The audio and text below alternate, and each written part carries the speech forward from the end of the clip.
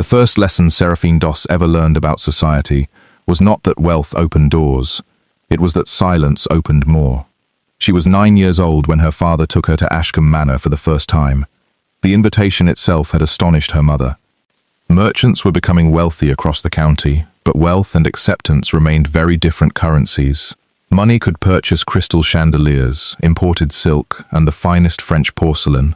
It could not purchase ancestry, nor could it purchase the effortless confidence worn by families whose names had occupied county records for 4 centuries. Speak only when spoken to, her mother reminded her, as the carriage rolled beneath towering oak trees, whose branches met overhead, like the vaulted ceiling of an ancient cathedral. And smile, her father added, adjusting the cuffs of a coat that had cost nearly as much as the carriage itself. People forgive quietness more easily than awkwardness. Seraphine nodded. She had always been quiet, not because she was timid, because she preferred listening. Even then, especially then. Ashcombe Manor rose from the countryside like something built to challenge time itself. Golden limestone walls shimmered beneath the afternoon sun. Hundreds of windows reflected brilliant skies. The gardens stretched farther than Seraphine believed gardens could stretch, filled with sculpted hedges, marble fountains, and roses arranged with mathematical precision. Footmen opened carriage doors before anyone reached for the handles. Housemaids appeared almost soundlessly to receive cloaks. Every movement possessed the polished certainty of centuries of repetition. The Doss family stepped inside. No one announced them loudly. No heads turned. They had entered the room exactly as society expected merchants to enter. Politely, respectably, almost invisibly. Children occupied the far conservatory, the daughters of dukes, the sons of earls.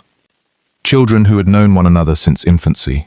Seraphine drifted toward them carrying a small book she had hoped might become the beginning of conversation. Instead, conversation stopped, not rudely, simply, briefly, curiously. One girl smiled, another looked beyond her shoulder. Within moments they resumed discussing ponies, tutors, and summer visits to estates whose names Seraphine had only seen printed inside newspapers. No one asked hers. She remained standing for perhaps half a minute before quietly moving toward the enormous windows overlooking the gardens. No tears came. She discovered something important instead. People rarely noticed someone who did not insist upon being noticed. The realization settled inside her young mind with remarkable calm. If they would not look, then they would never know she was watching. The adults fascinated her infinitely more than the children. Near the fireplace, 2 gentlemen discussed wheat prices. Neither lowered his voice. Across the room, an elderly countess complained gently about a forthcoming marriage settlement. A solicitor produced folded papers. Someone laughed. Someone sighed. Someone admitted that one estate was surviving only because another relative had quietly paid its debts. Names, dates, amounts. Seraphine remembered all of them. Not intentionally. Memory simply behaved differently inside her mind. Conversations remained. Faces attached themselves to facts. Facts connected themselves like invisible threads until entire patterns emerged. She did not yet understand that this ability was uncommon.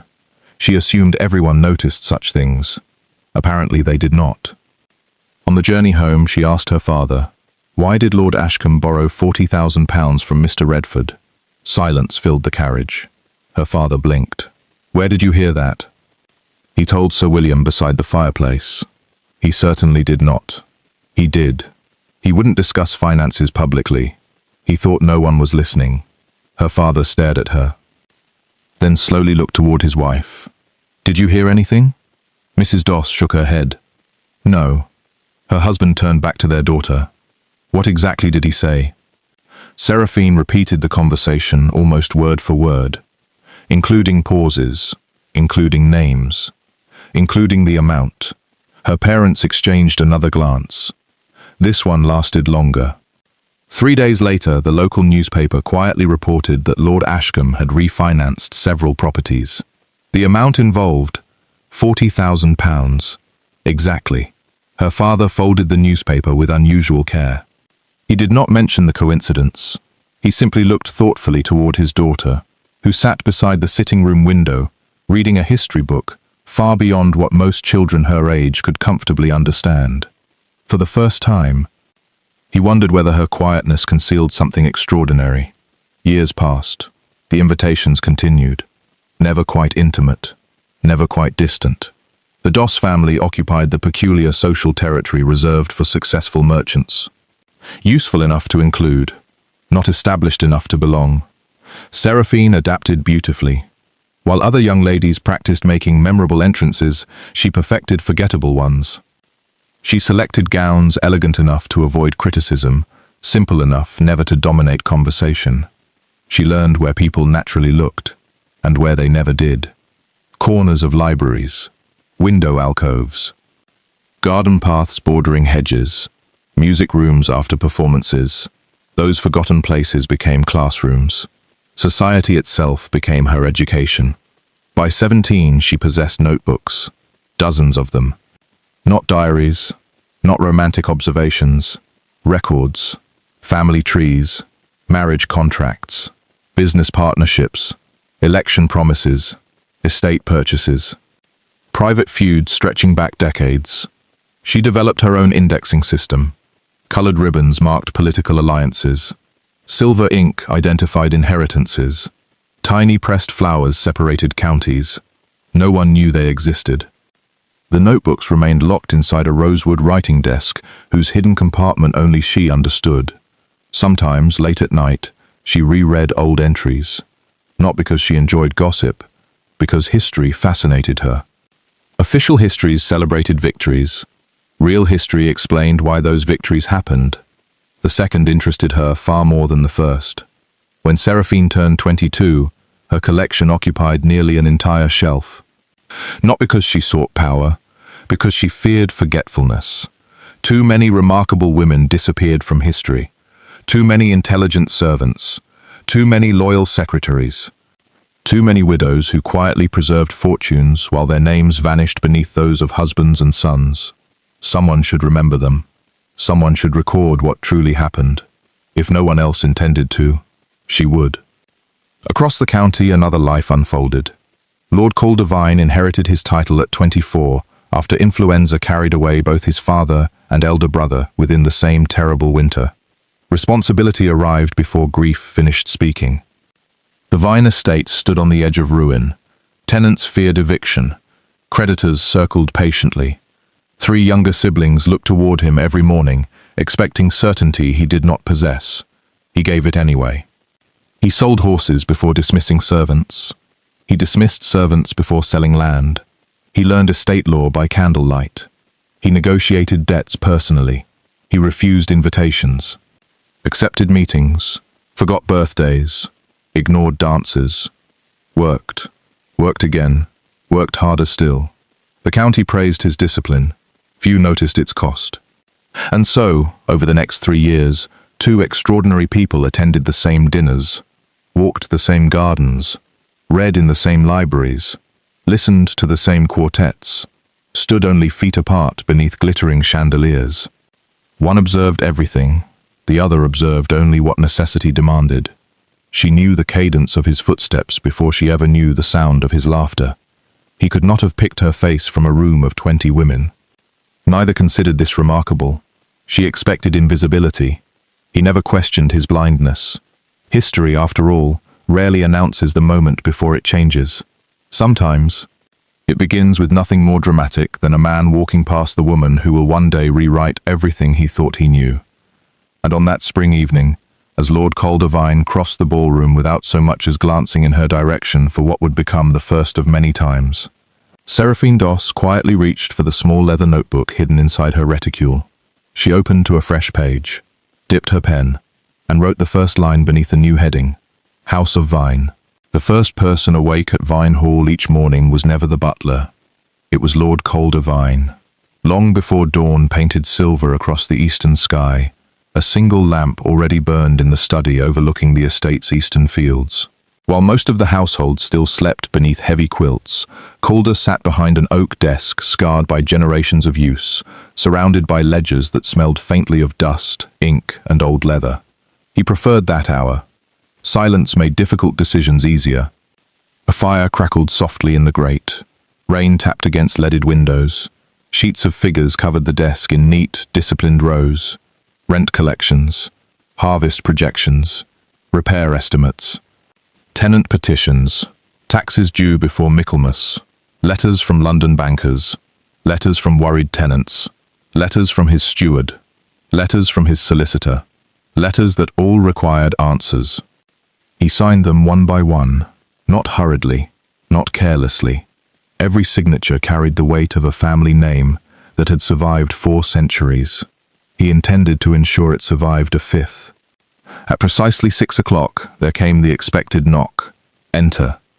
His younger sister, Lady Eleanor Vine, stepped inside, balancing a breakfast tray with the determination of someone who had repeatedly ignored instructions to leave such tasks to servants. "You've forgotten breakfast again." "I hadn't." "You absolutely had." "I intended to." She raised one eyebrow. "Calder." He looked up. She had inherited their mother's eyes. The same sharp blue that somehow softened even the sternest expression. "You've been awake since 4. I woke early." "You never wake early." "I always wake early." "You simply never admit it." Despite himself, the corner of his mouth lifted. Only Eleanor managed that before sunrise. She set the tray upon the desk, moving account books aside with practiced familiarity. "There," she declared. "You'll eat." "I have meetings." "You'll eat before them." "I have correspondence." "You'll answer it after eating." "I have." "You have become dreadfully predictable." He sighed dramatically. "You've grown impossible. I learnt from you." She left only after watching him take the first bite. Outside the study window, mist curled gently above the fields where tenant farmers would soon begin another day's labor. Calder watched them emerge one by one from distant cottages. Some had worked these lands since his grandfather's youth. Some remembered teaching him to ride. Every decision he made reached those families eventually. That knowledge never left him. It explained much about the man he had become. It explained almost everything. His father had often declared that a title was not a privilege. It was an obligation. Calder had not fully understood until responsibility became his. 8 years earlier, influenza had arrived without invitation. Within 12 days, both his father and elder brother were dead. The estate owed more than anyone suspected. The roof leaked. Fields had been neglected. Investments failed. Trusted advisors quietly disappeared. Creditors appeared. Calder buried his grief beneath work, because work demanded immediate attention. Grief, unfortunately, proved far more patient. By 8:30, visitors filled the study. The steward, the land agent, 2 tenant representatives, the blacksmith, a solicitor carrying enough documents to exhaust an ordinary man before luncheon. Calder listened, questioned, calculated, compromised, never once raised his voice. He possessed an uncommon gift for making difficult conversations feel reasonable. People left disappointed sometimes. They rarely left believing they had been treated unfairly. It was why the county respected him. It was also why the county misunderstood him. They called him reserved. They called him serious. Some called him cold. The truth was simpler. Attention, Calder believed, was finite. Every hour spent on idle conversation was an hour stolen from people depending upon him. He attended balls because etiquette required it. He attended dinners because politics demanded it. He attended musicales because family expectations insisted. But once there, his mind remained elsewhere, always calculating, always solving, always planning tomorrow before today had properly ended. Faces blurred together. Names escaped him. Only necessity remained clear. It never occurred to him that this habit carried its own quiet cruelty. That evening brought another obligation. The Ashbourne Spring Assembly, 160 invited guests. Half the county's influential families. 3 cabinet ministers visiting from London. Every landowner of consequence. Attendance was unavoidable. Calder would rather have renegotiated 20 tenant leases. "You should enjoy yourself," Eleanor remarked as their carriage rolled beneath flowering chestnut trees. "I shall endure myself," she laughed. "You sound 80. I feel 80. You are 32. "Exactly," she smiled knowingly. Perhaps tonight someone interesting will remind you life exists beyond estate accounts. I'm certain they won't. You haven't even arrived. I know these gatherings. So do I. You enjoy them. I enjoy people. I enjoy efficiency. There, she replied. That's your problem. Ashbourne House glittered against the evening sky. Hundreds of candles illuminated every window. Music floated through open doors. Carriages arrived one after another like pearls upon a string. Footmen announced names with ceremonial precision. Lord Calder Vine. Heads turned politely. Conversations paused. Several gentlemen approached immediately regarding county matters. Before Calder had removed his gloves, he was discussing drainage improvements near the Western River. Eleanor sighed. You lasted 23 seconds. A personal record. Inside, society unfolded according to familiar choreography. Ladies compared Paris fashions. Gentlemen discussed Parliament. Young officers admired debutantes. Dowagers evaluated everyone.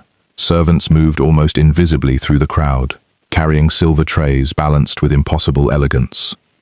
Calder accepted a glass of champagne, set it aside untouched.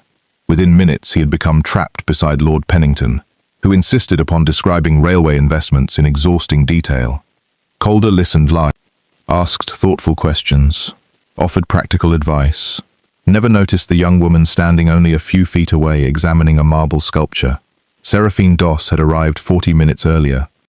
She wore deep forest green, not because it attracted attention, because it disappeared beautifully among the palms decorating Ashbourne's enormous ballroom, exactly as intended. Her gloves matched perfectly. Her hair was arranged with tasteful restraint. Nothing about her appearance invited prolonged observation. Everything about it permitted freedom. Freedom to move unnoticed. Freedom to listen. Freedom to remember. Near the orchestra, Lady Ashcombe quietly informed her cousin that Lord Pennington intended to mortgage 2 properties before autumn. Across the room, Sir Malcolm confessed losing nearly half his shipping investments. Near the conservatory doors, an elderly baron mentioned changing his will. Seraphine remembered every word. She always did. Not because she sought scandal, because details eventually became patterns. Patterns became truth. Truth became history. She noticed Lord Calder before he noticed anything else. He stood precisely where etiquette required him, listening, nodding, answering. Entirely absorbed. His expression changed only when discussions turned toward estate management. Then his eyes sharpened. His posture straightened. The conversation became real. Everything else simply passed around him, including people, especially people. Twice that evening she crossed within arm's length of him, once near the library entrance, once beside the musicians. Both times another guest greeted Calder. Both times he responded politely. Both times he walked away, without ever seeing her. Seraphine did not feel insulted, only confirmed. Interesting. She had expected vanity. Instead she found absence. There was a difference. Vanity looked directly at people before dismissing them. Absence never looked at all. She preferred absence. It was easier to work around. Late in the evening she opened the small notebook concealed inside her embroidered reticule. Standing quietly beneath a portrait of Ashbourne's founder, she wrote with swift, elegant strokes. House of Pennington. Debt greater than publicly known. Possible mortgage before Michaelmas. Confidence uncertain. She turned the page. House of Vine. Lord Calder. Remarkably disciplined. Unusually honest. Socially inattentive. Observes problems. Rarely observes people. Potentially dangerous. Potentially trustworthy.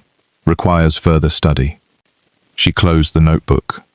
A curious smile touched her lips. No historian worth reading ever reached conclusions too quickly. Across the ballroom, Calder suddenly looked in her direction. Not because he recognized her, because someone behind her had called his name.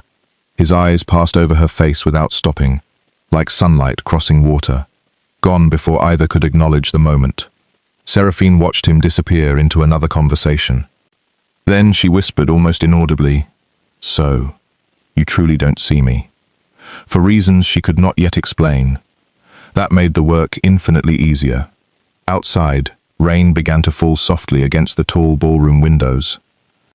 Inside, violins played another waltz. History continued writing itself. And among the dancers, the one person recording it remained exactly where she wished to be, forgotten. For now, the rain had a language of its own.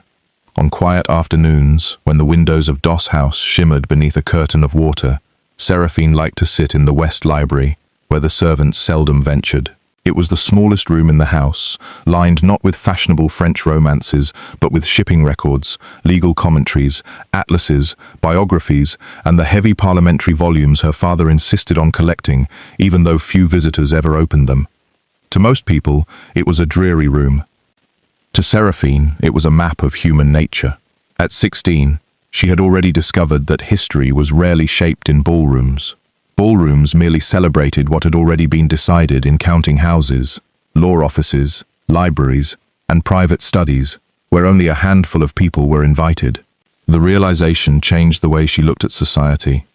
If she wished to understand power, she would have to study it where it felt safest. And power was always most honest when it believed itself alone. Her father found her one afternoon balancing 3 ledgers across a writing desk. "What puzzle occupies you now?"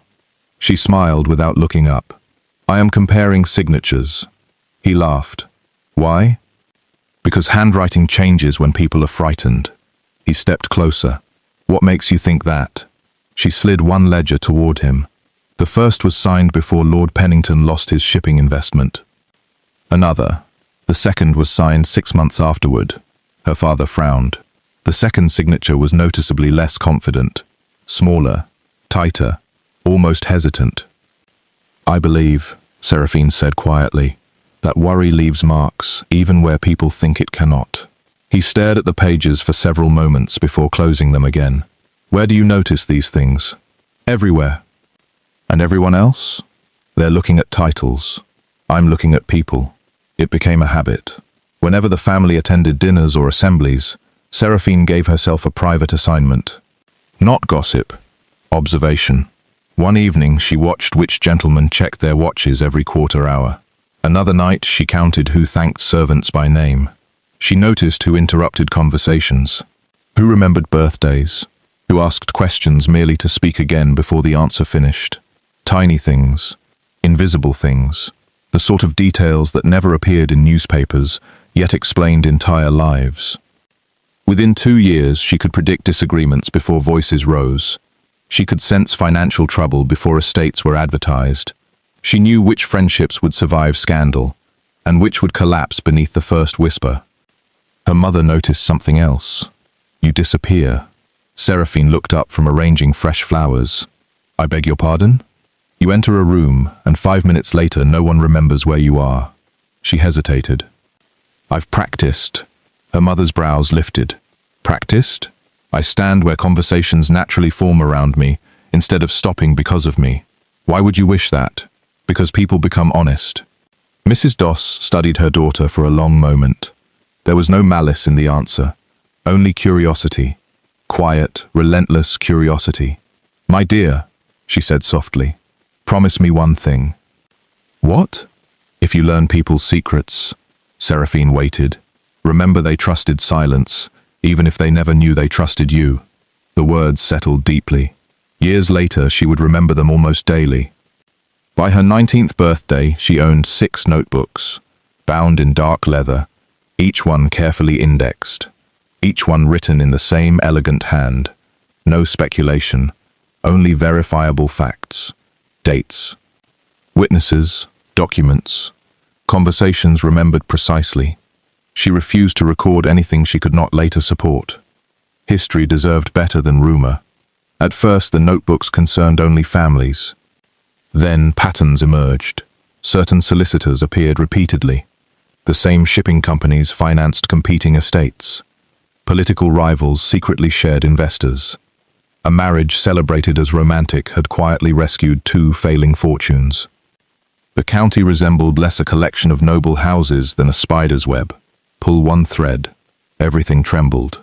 One autumn afternoon, her Aunt Beatrice arrived unexpectedly, widowed, sharp-eyed, entirely unimpressed by aristocratic pretensions. She had spent nearly 30 years serving as governess in some of England's grandest houses. Children confided in governesses. Parents forgot they were present. Servants spoke freely before them. Aunt Beatrice remembered everything.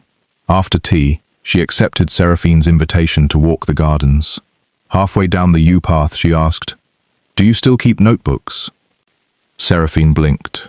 "You knew, my dear girl." Her aunt smiled. "I knew before your mother did. You've seen them. I've seen the way you leave a room." Seraphine laughed softly. "What does that mean?" "It means you never leave with empty hands." From that day onward, Beatrice became an unexpected ally. Not because she revealed scandals. She refused to betray confidences. Instead, she taught Seraphine something far more valuable: context. A cruel sentence, she explained during one lesson, often has a kind beginning, and a generous act may hide a selfish motive. So nothing is simple. People rarely are. The lesson transformed every page Seraphine would ever write. No villain was entirely wicked. No hero entirely innocent. History flattened people into symbols. She intended to preserve their humanity. The county, meanwhile, continued to overlook her. Invitations arrived. She attended. She danced when asked. She smiled. She listened. Then she went home and wrote. No one noticed, least of all Lord Coldevine. At one spring musicale, he passed within inches of her while discussing crop yields with a neighboring landowner. She stepped aside to allow him through. He thanked her politely, without once lifting his eyes. She watched him disappear into another conversation. Curious, not offended. There was a sadness about him she could not yet name. A man who seemed forever searching for the next duty before finishing the present one. She wrote only a single line beneath his name that evening. He mistakes attention for efficiency. She closed the notebook. Some observations required years before their meaning became clear. Outside, the orchestra began another waltz. Inside, candles shimmered against polished mirrors, multiplying the dancers until the ballroom seemed filled with twice as many lives. Seraphine stood near the gallery doors, unnoticed as always. From there, she could see nearly everyone, which was precisely where she intended to remain. For now. The county of Blackmere liked to believe it possessed a perfect memory. Its oldest families could recount 7 generations of marriages without consulting a family Bible. Parish rectors remembered christenings older than many of their parishioners. Gardeners spoke of ancient oaks as though they were distant cousins. Yet for all its devotion to remembrance, Blackmere suffered from a peculiar weakness. It remembered only what powerful people wished to preserve. Everything else faded. Small injustices, forgotten promises, quiet acts of generosity, the names of governesses who educated future lords, the widows who rescued bankrupt estates by selling heirlooms in secret, the servants who prevented disasters and received nothing more than a nod before disappearing into history. Seraphine found the imbalance intolerable. History, she believed, should not belong solely to those who inherited portraits. It should also belong to those who kept the candles burning beneath those portraits. On a bright April morning, she left her family's house carrying a modest basket of books. Anyone watching from the street would have assumed she intended to spend the day reading beneath the beeches near St. Aldwyn's Church. The basket, however, concealed a second purpose. Beneath 2 volumes of poetry rested folded sheets of foolscap, sharpened pencils, a magnifying glass, and several pages copied from old parish registers. The destination was not the churchyard. It was the small stone archive adjoining the vicar's study. The building had no grandeur. Its roof sagged. Its windows were narrow. Its shelves bowed beneath the weight of centuries. To Seraphine, it was more beautiful than any ballroom. Miss Doss. The elderly archivist, Mr. Elwood, greeted her with a warm smile. "You've returned. I hope I'm not becoming a nuisance." "My dear young lady," he chuckled, unlocking the heavy oak cabinet. "You are the only visitor this week who came seeking records instead of shelter from the rain." "There isn't any rain. There will be." He was usually correct. By midday, she had uncovered 3 estate maps dating back nearly 80 years. The first showed a boundary that no longer existed. The second corrected it. The third quietly restored the original line. No explanation accompanied the changes. Only signatures. She frowned.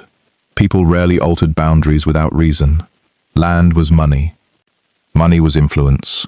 Influence was seldom surrendered willingly. She copied each measurement carefully. A soft knock interrupted the silence. Mr. Elwood returned carrying another bundle wrapped in faded blue cloth. I nearly forgot these. What are they? Letters donated by the Harcourt family many years ago. May I? If you're willing to decipher dreadful handwriting. She smiled. I've survived worse. Most of the correspondence concerned harvests and rents. One letter, however, refused to fit. It bore no seal, no family crest, no signature beyond a single initial. It referred to an unnamed agreement between 3 prominent estates. The language was cautious, deliberately vague.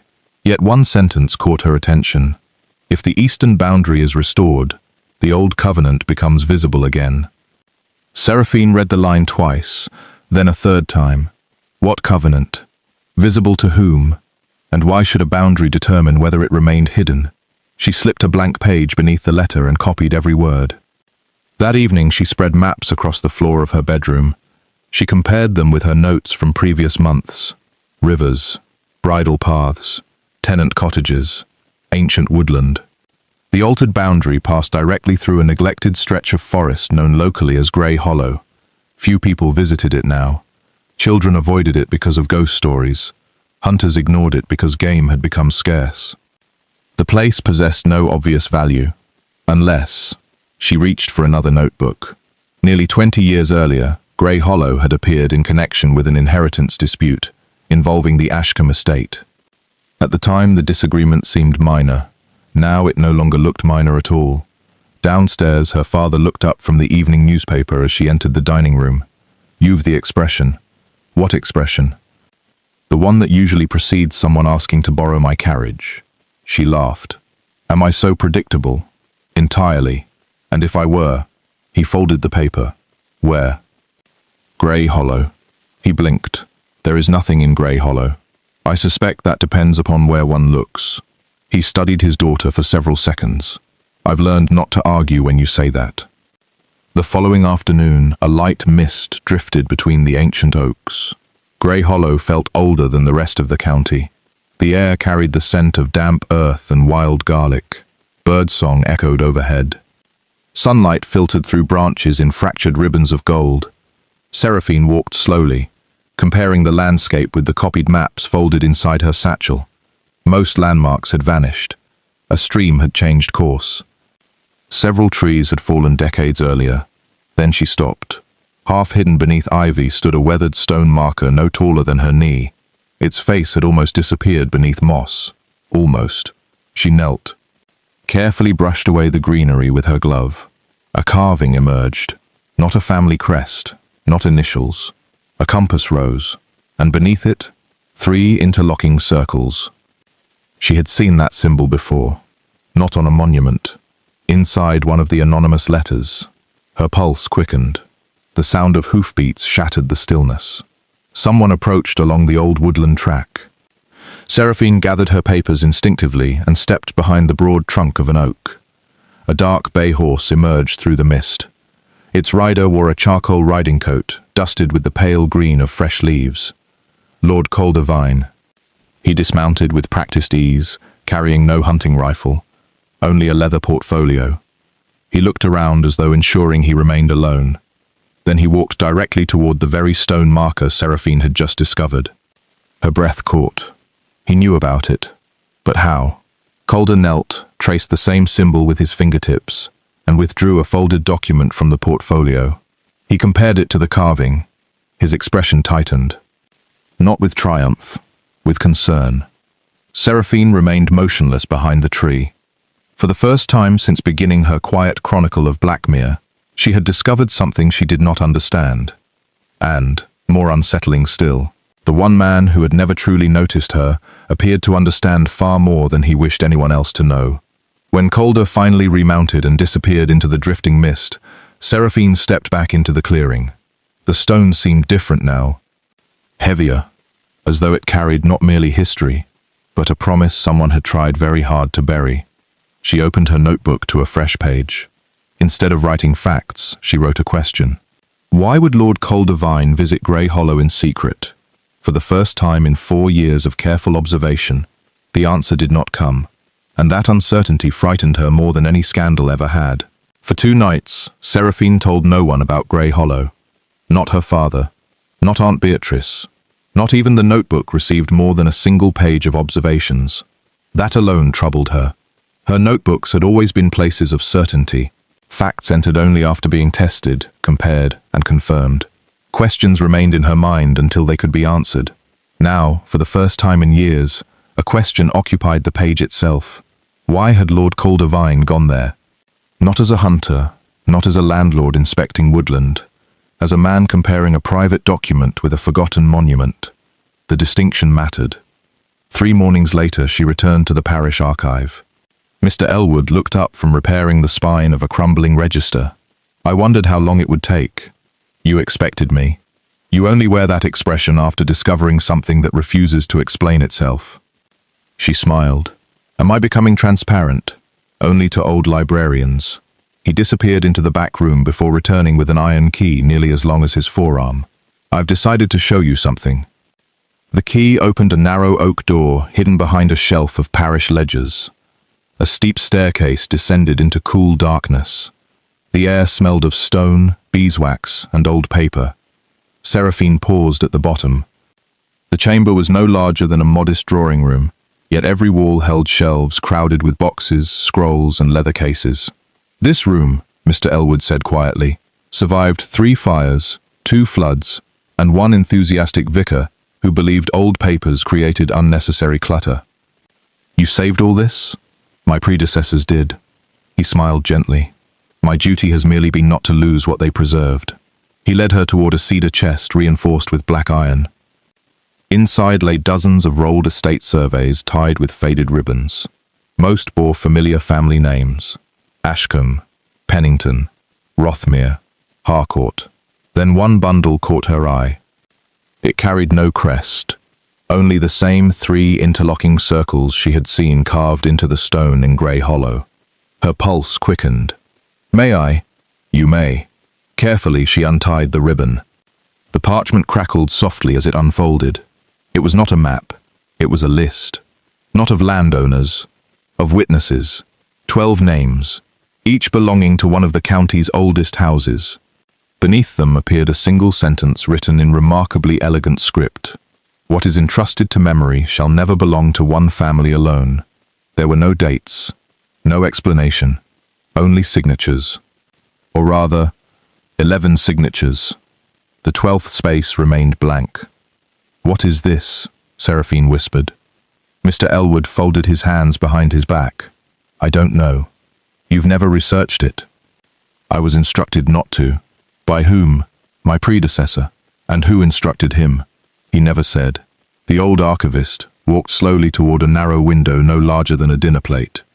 When I accepted this position 41 years ago, I received 2 instructions. He raised 2 fingers. Protect the parish records. Another finger. And if anyone ever asks about the covenant register, he looked at her. Show it only to someone who asks the correct question. Seraphine frowned. I didn't ask about a covenant. No, you asked about a boundary. He smiled. That was close enough. She spent the next hour examining every page. There were references to boundary stones, shared responsibilities, ancient woodland, water rights, mutual obligations. Yet nowhere did the papers explain why such an agreement existed. It felt less like a legal document than a promise everyone had continued honoring long after forgetting the reason. As she prepared to leave, Mr. Elwood stopped her. Miss Doss. Yes? Be careful. She looked back. Of what? Knowledge has a curious habit. Which is? It attracts people who would rather it remain undiscovered. That evening, Vine Hall prepared for another formal dinner. Calder had no interest in attending. Unfortunately, the dinner honoured a visiting Member of Parliament whose support would determine whether funding for a new bridge crossed the River Ash instead of bypassing Blackmere entirely. Duty prevailed. As always, halfway through the second course, Lady Eleanor leaned toward her brother. You've become distracted. I beg your pardon? You've answered Lord Fenwick's question 3 different ways. I have? You've also looked toward the windows 6 times. I wasn't aware. She studied him with affectionate suspicion. What occupies your thoughts? Calder hesitated. Grey Hollow. Her expression changed. Very slightly. Enough for him to notice. You know the name. I've heard it. From whom? She reached calmly for her wineglass. Mother.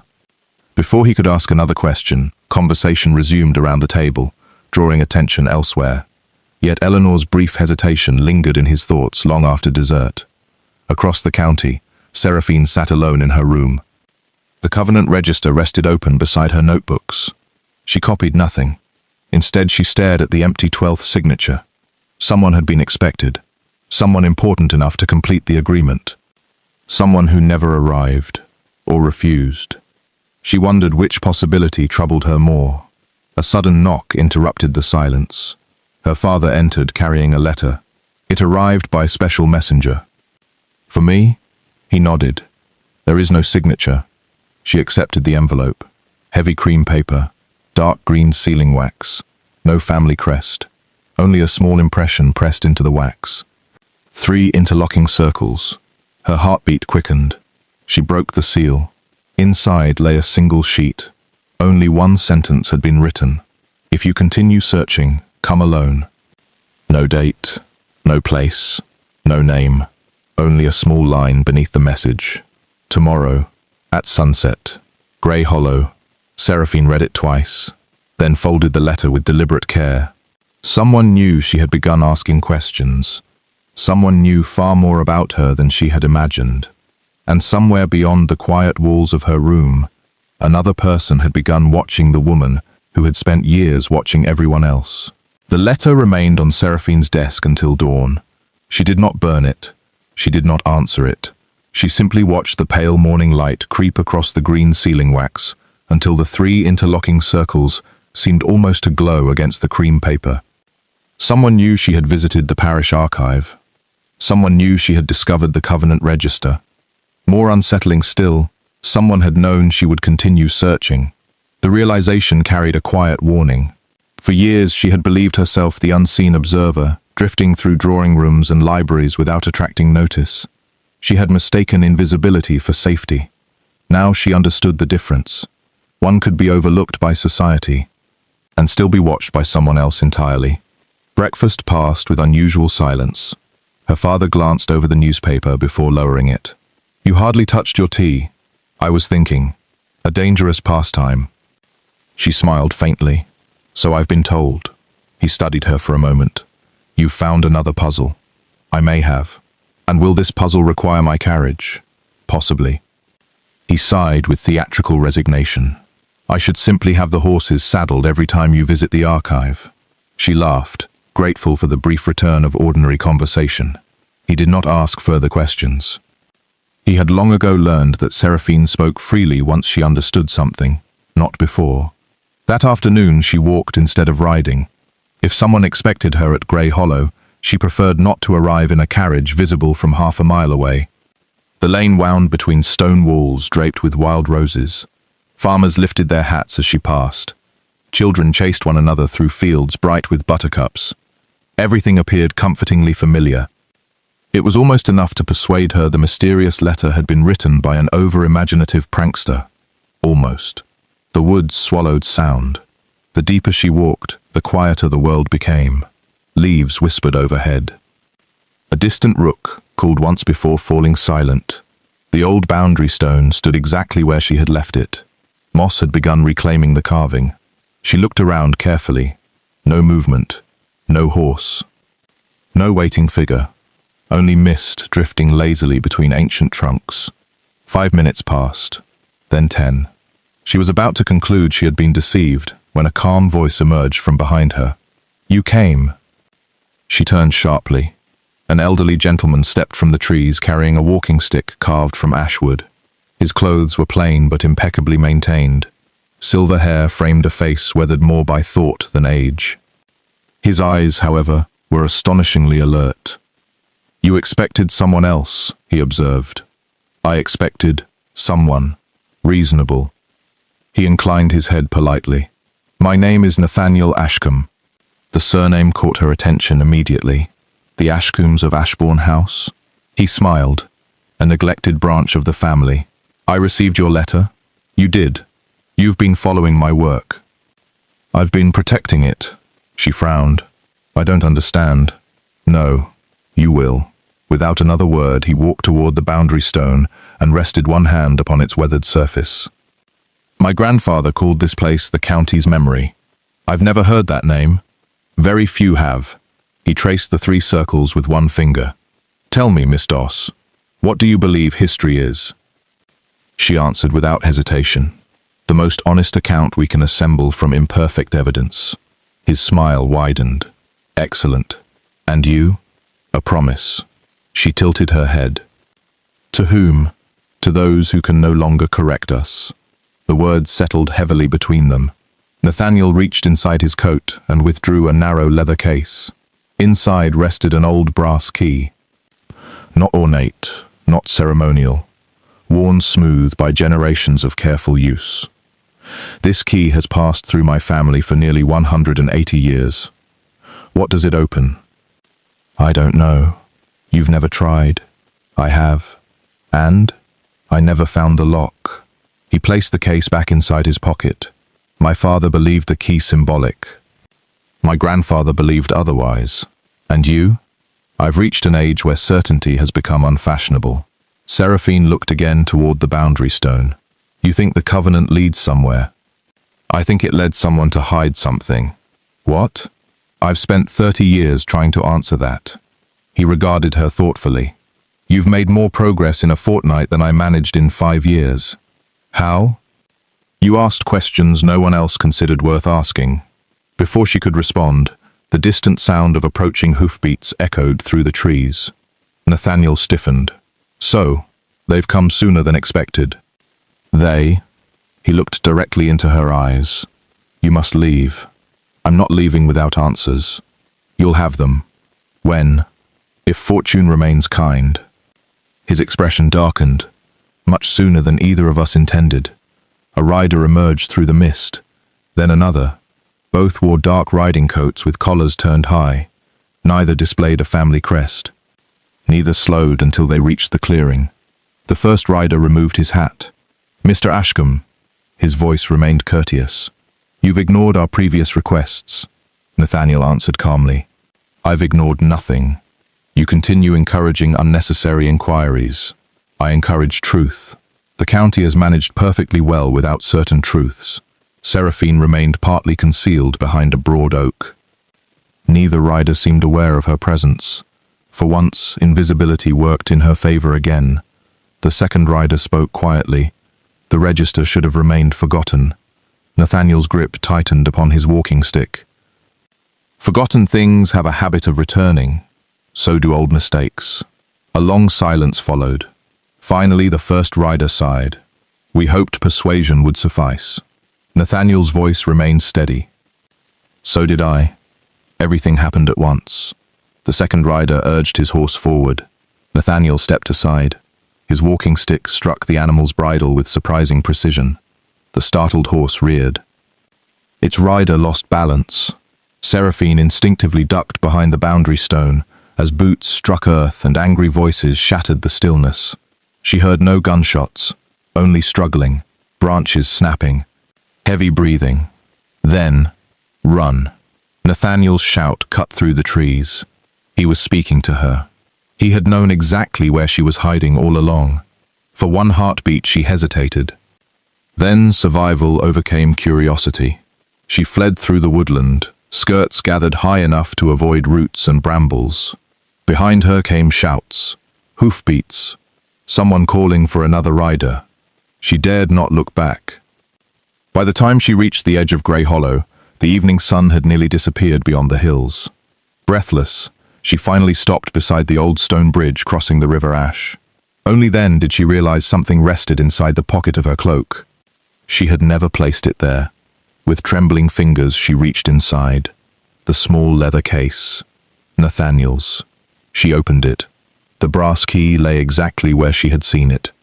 Folded beneath it was a narrow strip of paper in hurried handwriting. Only 6 words. Do not trust the 12th signature. Seraphine stared at the message. The wind stirred the river reeds.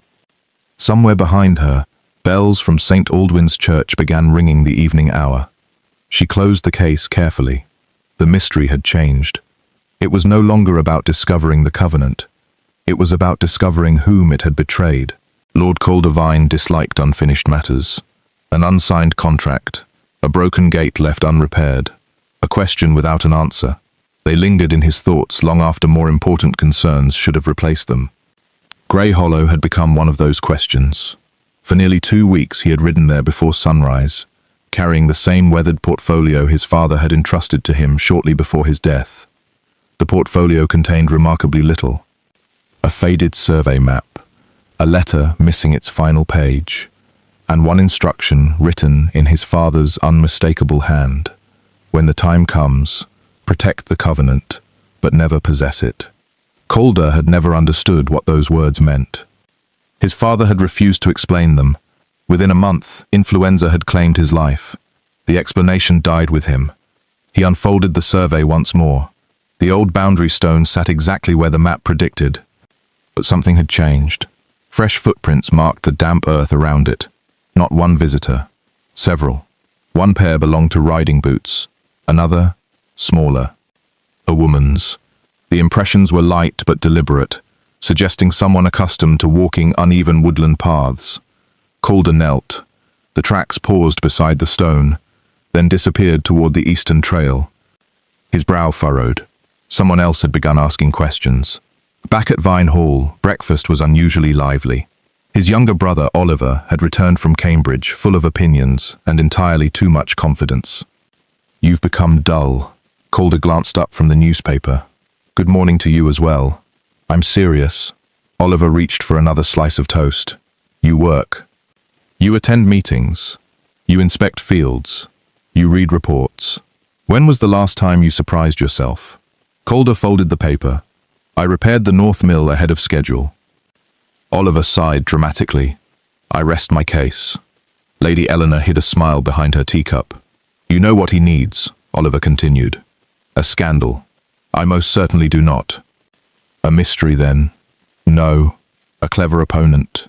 "No." "A woman capable of disagreeing with him?" Calder gave him a long look. "I preferred Cambridge when it kept you occupied." Oliver laughed. "You didn't answer." "I had no intention of doing so." The conversation ended there. Yet Oliver's teasing lingered unexpectedly. Not because Calder believed him, because he realized he could not remember the last person who had genuinely challenged his assumptions. Most people agreed with him, or pretended to. Duty created distance. Title completed the task. He had accepted both long ago. Later that afternoon, his steward entered carrying several estate letters. These arrived from Ashbourne. Calder sorted through them absent-mindedly. Harvest reports.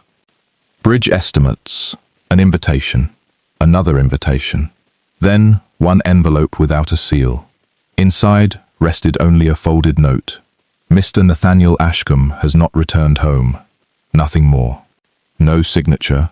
Within the hour, Calder rode for Ashbourne Cottage.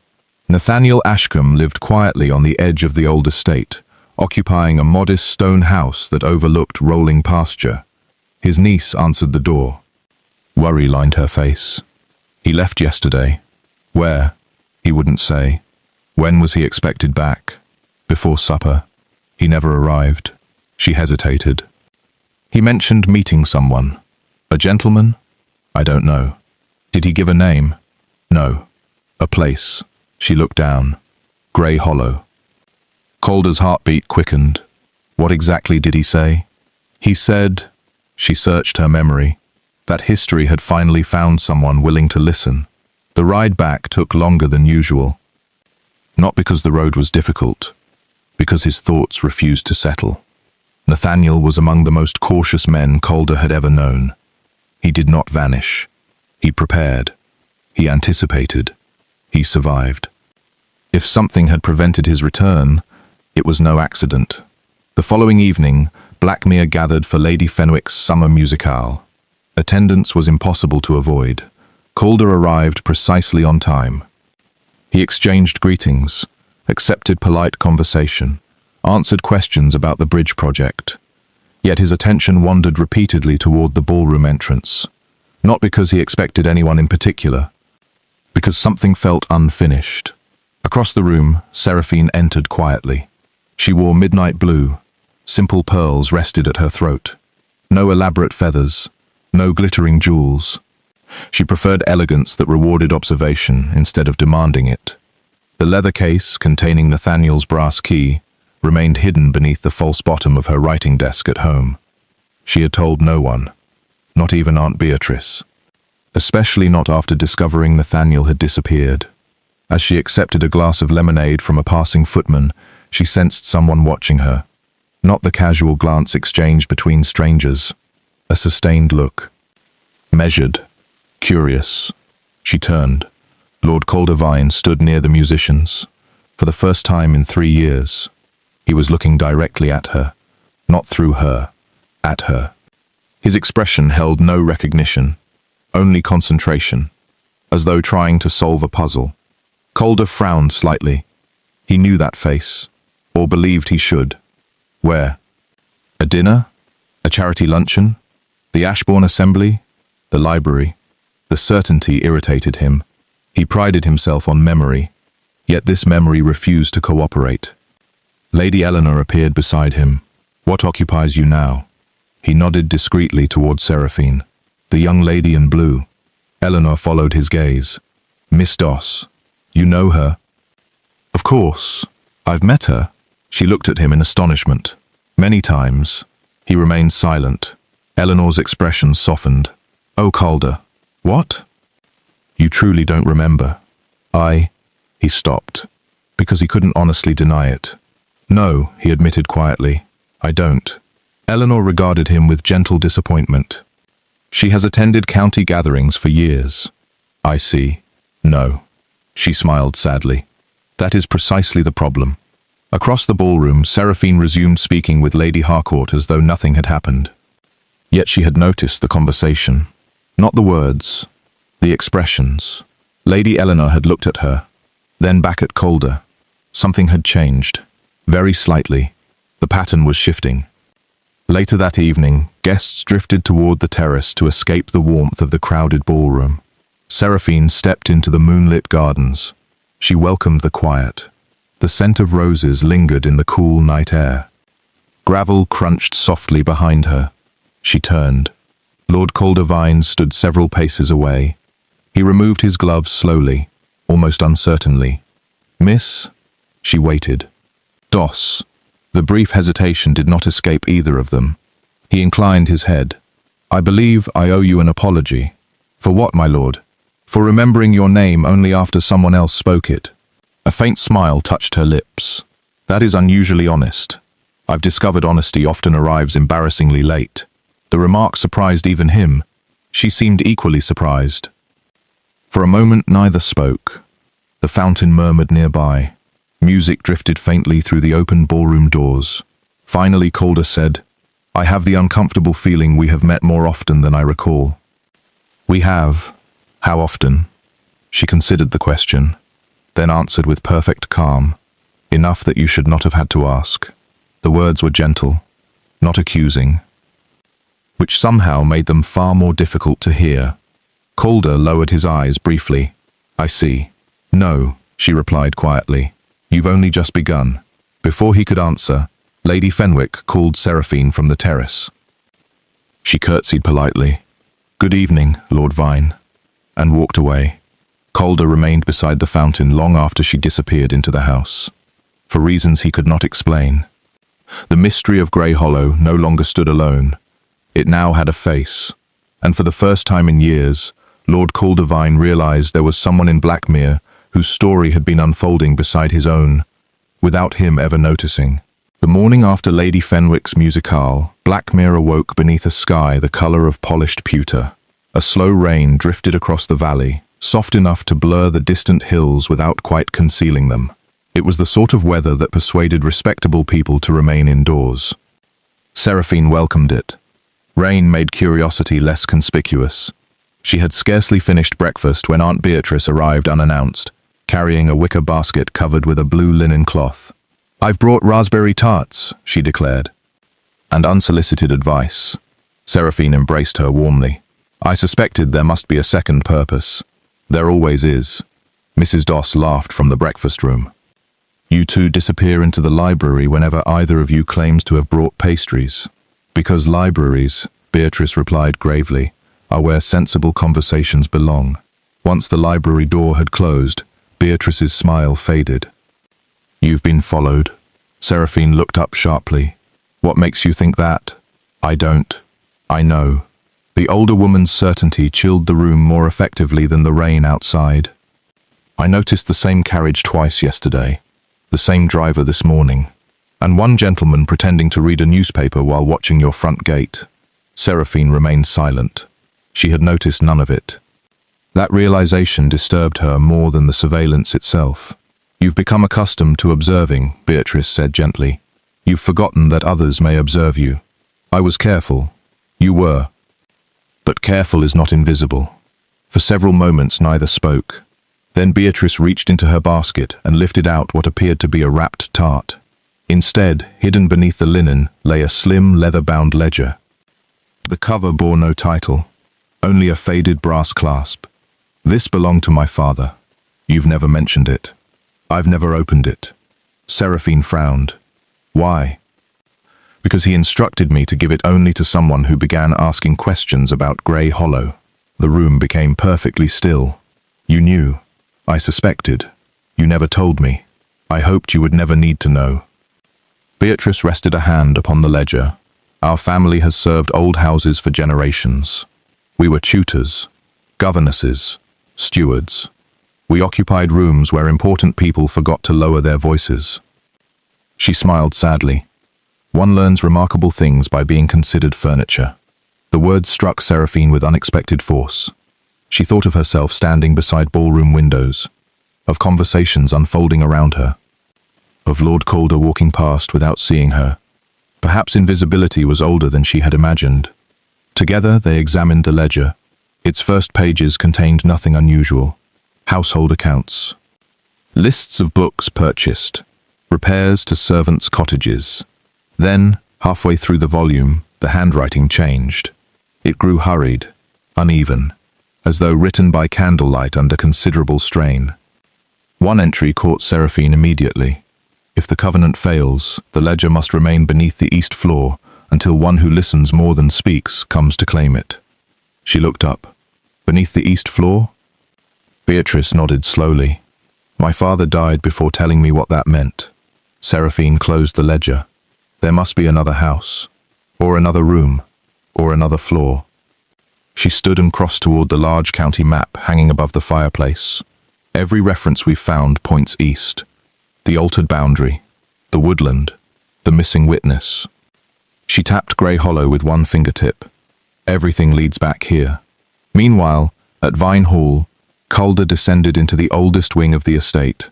The western roof required inspection after the previous night's rain. His steward accompanied him, carrying a lantern. "I've never understood why this corridor remains unused. It was closed before my grandfather's time." The steward shrugged. "They said the foundations shifted." Calder paused. "Did they? No one has checked in years." He lifted the lantern. The passage smelled faintly of damp stone and cedar. Dust covered the floor in an undisturbed layer, almost undisturbed. Near the far wall appeared fresh footprints.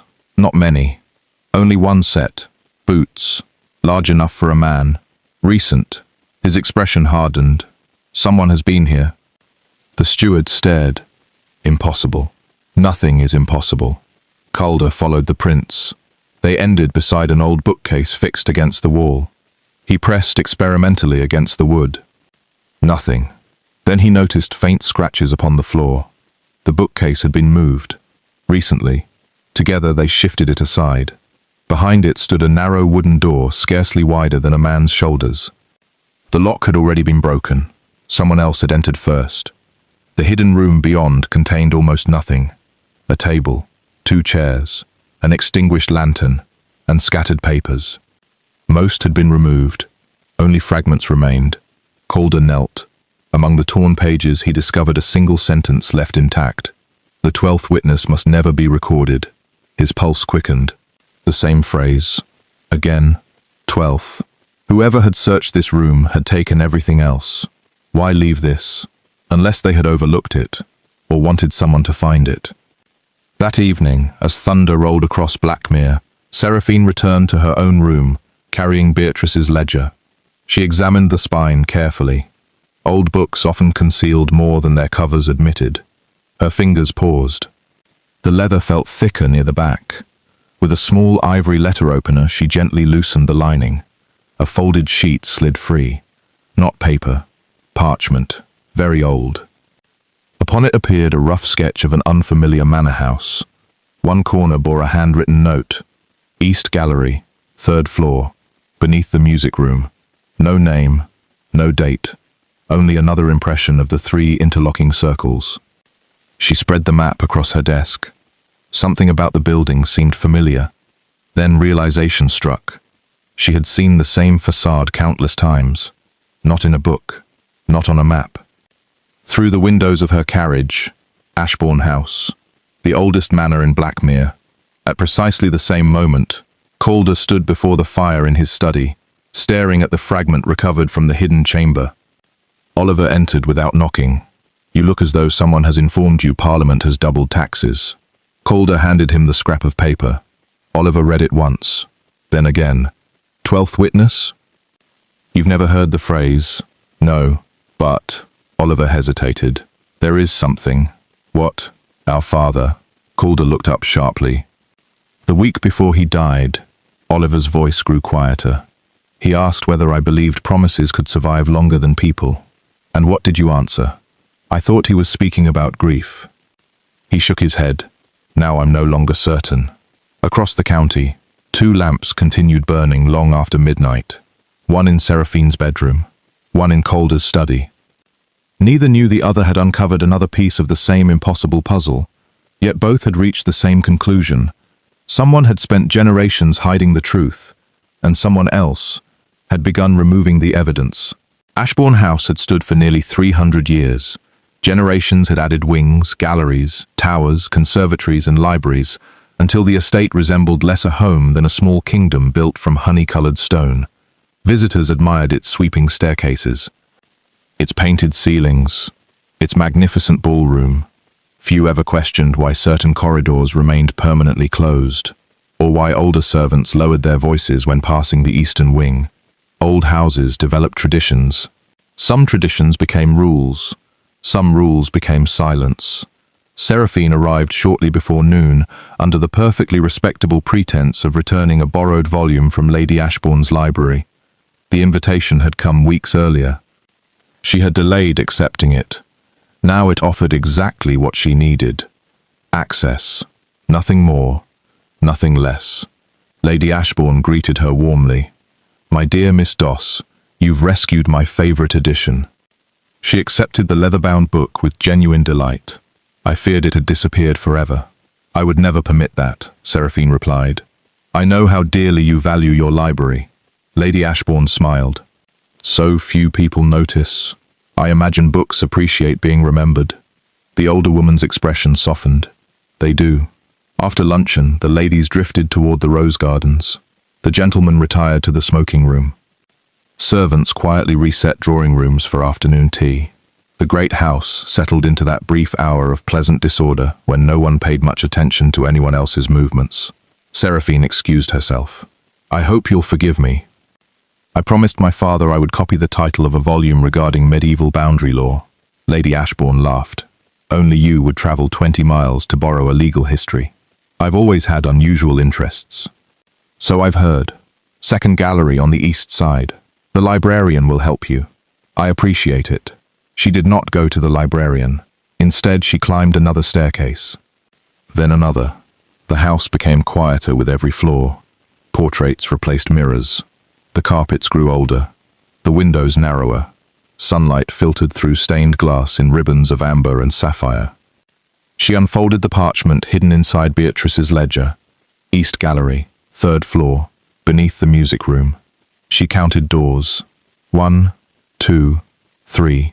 The eastern gallery stretched ahead in perfect silence. At its end stood a locked music room no longer listed on any visitor's guide. Dust lay thick across the threshold. No pianist had entered for years. The key did not fit. Nathaniel's brass key was too small for the outer door. She had expected as much. She withdrew a slender hairpin instead. The old lock resisted, then surrendered with a gentle click. She stepped inside. The room remained exactly as its final musicians had left it. A grand piano draped beneath linen, music stands, faded velvet chairs, tall windows overlooking formal gardens. Dust danced through shafts of afternoon light. Silence possessed a strange weight here, as though the room had been waiting. She walked slowly across the polished floor. Beneath the music room, not inside. Beneath. She knelt beside the fireplace, tapped the stone. Solid. She examined the walls. Nothing. Then she noticed the floorboards. Near the piano, one section reflected light differently. The wood had been replaced, carefully, almost invisibly. At Vine Hall, Calder stood before his father's portrait. The faded survey map lay open across the desk beneath it. Oliver entered, carrying a small wooden box. "I found this in Mother's sitting room. You were searching Mother's desk?" "I was searching for sealing wax." He placed the box carefully upon the table. "It contains Father's correspondence." Calder opened it. Inside rested neatly folded letters tied with dark blue ribbon. Most concerned estate matters. One bore only 2 words. For Calder. He unfolded the page. His father's handwriting remained firm despite the illness that had claimed him days later. "If you are reading this, I have failed to explain what should never have become your burden." Calder's chest tightened. "You will be tempted to uncover every secret entrusted to our family. Do not." He frowned. The next line had been crossed out heavily. Someone had attempted to obscure it, yet the original words remained faintly visible beneath the ink. "Unless someone worthy begins asking first." Calder read the sentence 3 times. Someone worthy. Who? And asking what? He folded the letter carefully. His father had rarely spoken in riddles. If he had chosen to begin now, there must have been reason. Back at Ashbourne House, Seraphine lifted the edge of the altered floorboard. It rose only an inch before catching. Something rested beneath it. She reached inside. Her fingertips brushed cold metal. The brass key. Nathaniel's. She stared. No, not the same key. A second one, nearly identical, slightly larger. She placed them side by side. Together, their bows formed the shape of the 3 interlocking circles, a matching pair, neither complete alone. A quiet sound echoed beyond the music room door. Footsteps, slow, measured. Approaching. Seraphine froze. The footsteps stopped. A gentle knock followed. 3 taps, a pause, then 2 more. Not impatient, deliberate. Someone knew the room was occupied. She slipped both keys into her reticule just as the door opened. Lord Calder Vine stood on the threshold. For one long heartbeat, neither spoke. His surprise mirrored her own. "Miss Doss, my lord, I was told someone had entered this room. I might say the same." A faint smile appeared. Indeed. He glanced toward the lifted floorboard, then toward the dust on her gloves, finally toward the old piano. His gaze settled on her once more. Not suspicious, observant. For the first time, "You were searching for something." "So were you." Another silence. Different this time, less guarded. 2 people recognizing themselves in each other. Calder stepped into the room and quietly closed the door behind him. "I believe," he said, "we have reached the point where pretending coincidence would be rather insulting." Seraphine studied him carefully. "Do you often accuse strangers of investigating hidden music rooms?" "I generally avoid hidden music rooms." "Today appears exceptional." "It does." He removed a folded page from his coat. She recognized the faded survey immediately. Without a word, she unfolded her own parchment map. They looked from one document to the other. Neither map was complete. Together, the missing sections aligned perfectly. A narrow passage appeared, beginning beneath the music room. ending somewhere deep within Grey Hollow. Neither had possessed enough information alone. Together, the route became unmistakable. Neither noticed the shadow lingering outside the half-open corridor window. A gloved hand quietly withdrew before either investigator reached the door. Someone had seen them together. Someone who understood exactly what the two maps revealed. And somewhere beyond the ancient walls of Ashbourne House, a messenger mounted his horse. By nightfall, others would know. The search was no longer being conducted by one curious historian, nor by one reluctant lord.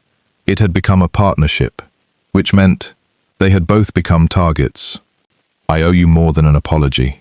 You owe me nothing. I owe you attention. For the first time since entering the room, Seraphine found herself uncertain what to say. Calder crossed slowly toward the grand piano. I have spent 8 years believing the greatest threat to my family was debt. He unfolded the survey across its polished lid. It now appears I inherited something considerably older. Seraphine placed her own map beside it. The torn edges matched perfectly. An underground passage, hidden by the incomplete maps, now stretched in a clear line from beneath Ashbourne House to the edge of Grey Hollow. At the midpoint appeared a single word. Sanctum. I've never heard of it, Calder admitted. Nor have I. Then someone succeeded. In hiding it. In making us forget it existed. Seraphine studied the maps again. There are measurements. Calder leaned closer. From the chapel. No. She traced one line with her fingertip. From the old observatory. There hasn't been an observatory here for a century. Exactly. She looked up. The passage wasn't meant for today's Ashbourne House. It was built beneath yesterday's. He regarded her thoughtfully. You notice unusual things. I notice ordinary things. I simply refuse to decide too quickly that they're ordinary. For the first time in years, Calder laughed. Not politely, not out of courtesy. Genuinely. It surprised both of them. The sound of footsteps echoed faintly beyond the corridor. Both fell silent. Someone paused outside. The handle moved slightly, then stopped. A maid's voice drifted through the door. My lord? Yes? Lady Ashbourne asks whether you've seen Miss Doss. Calder answered without hesitation. I have. A pause. We're discussing estate records. Another pause. Very good, my lord. The footsteps retreated. Seraphine raised one eyebrow. Estate records. It sounded respectable. It sounded dreadful. It usually does. She smiled despite herself. When the silence returned, Calder's expression grew serious. I think someone searched my family's hidden chamber. I believe someone followed me. I received an anonymous note. So did I. He looked at her sharply. You too. She reached into her reticule and produced the folded message from Grey Hollow. He compared it with one from his own pocket. Different handwriting, same paper, same dark green sealing wax. No crest, only the faint impression of 3 interlocking circles. Whoever had written them knew both of them separately. They wanted us moving. Toward the Covenant, or away from something else. Seraphine folded the letters carefully.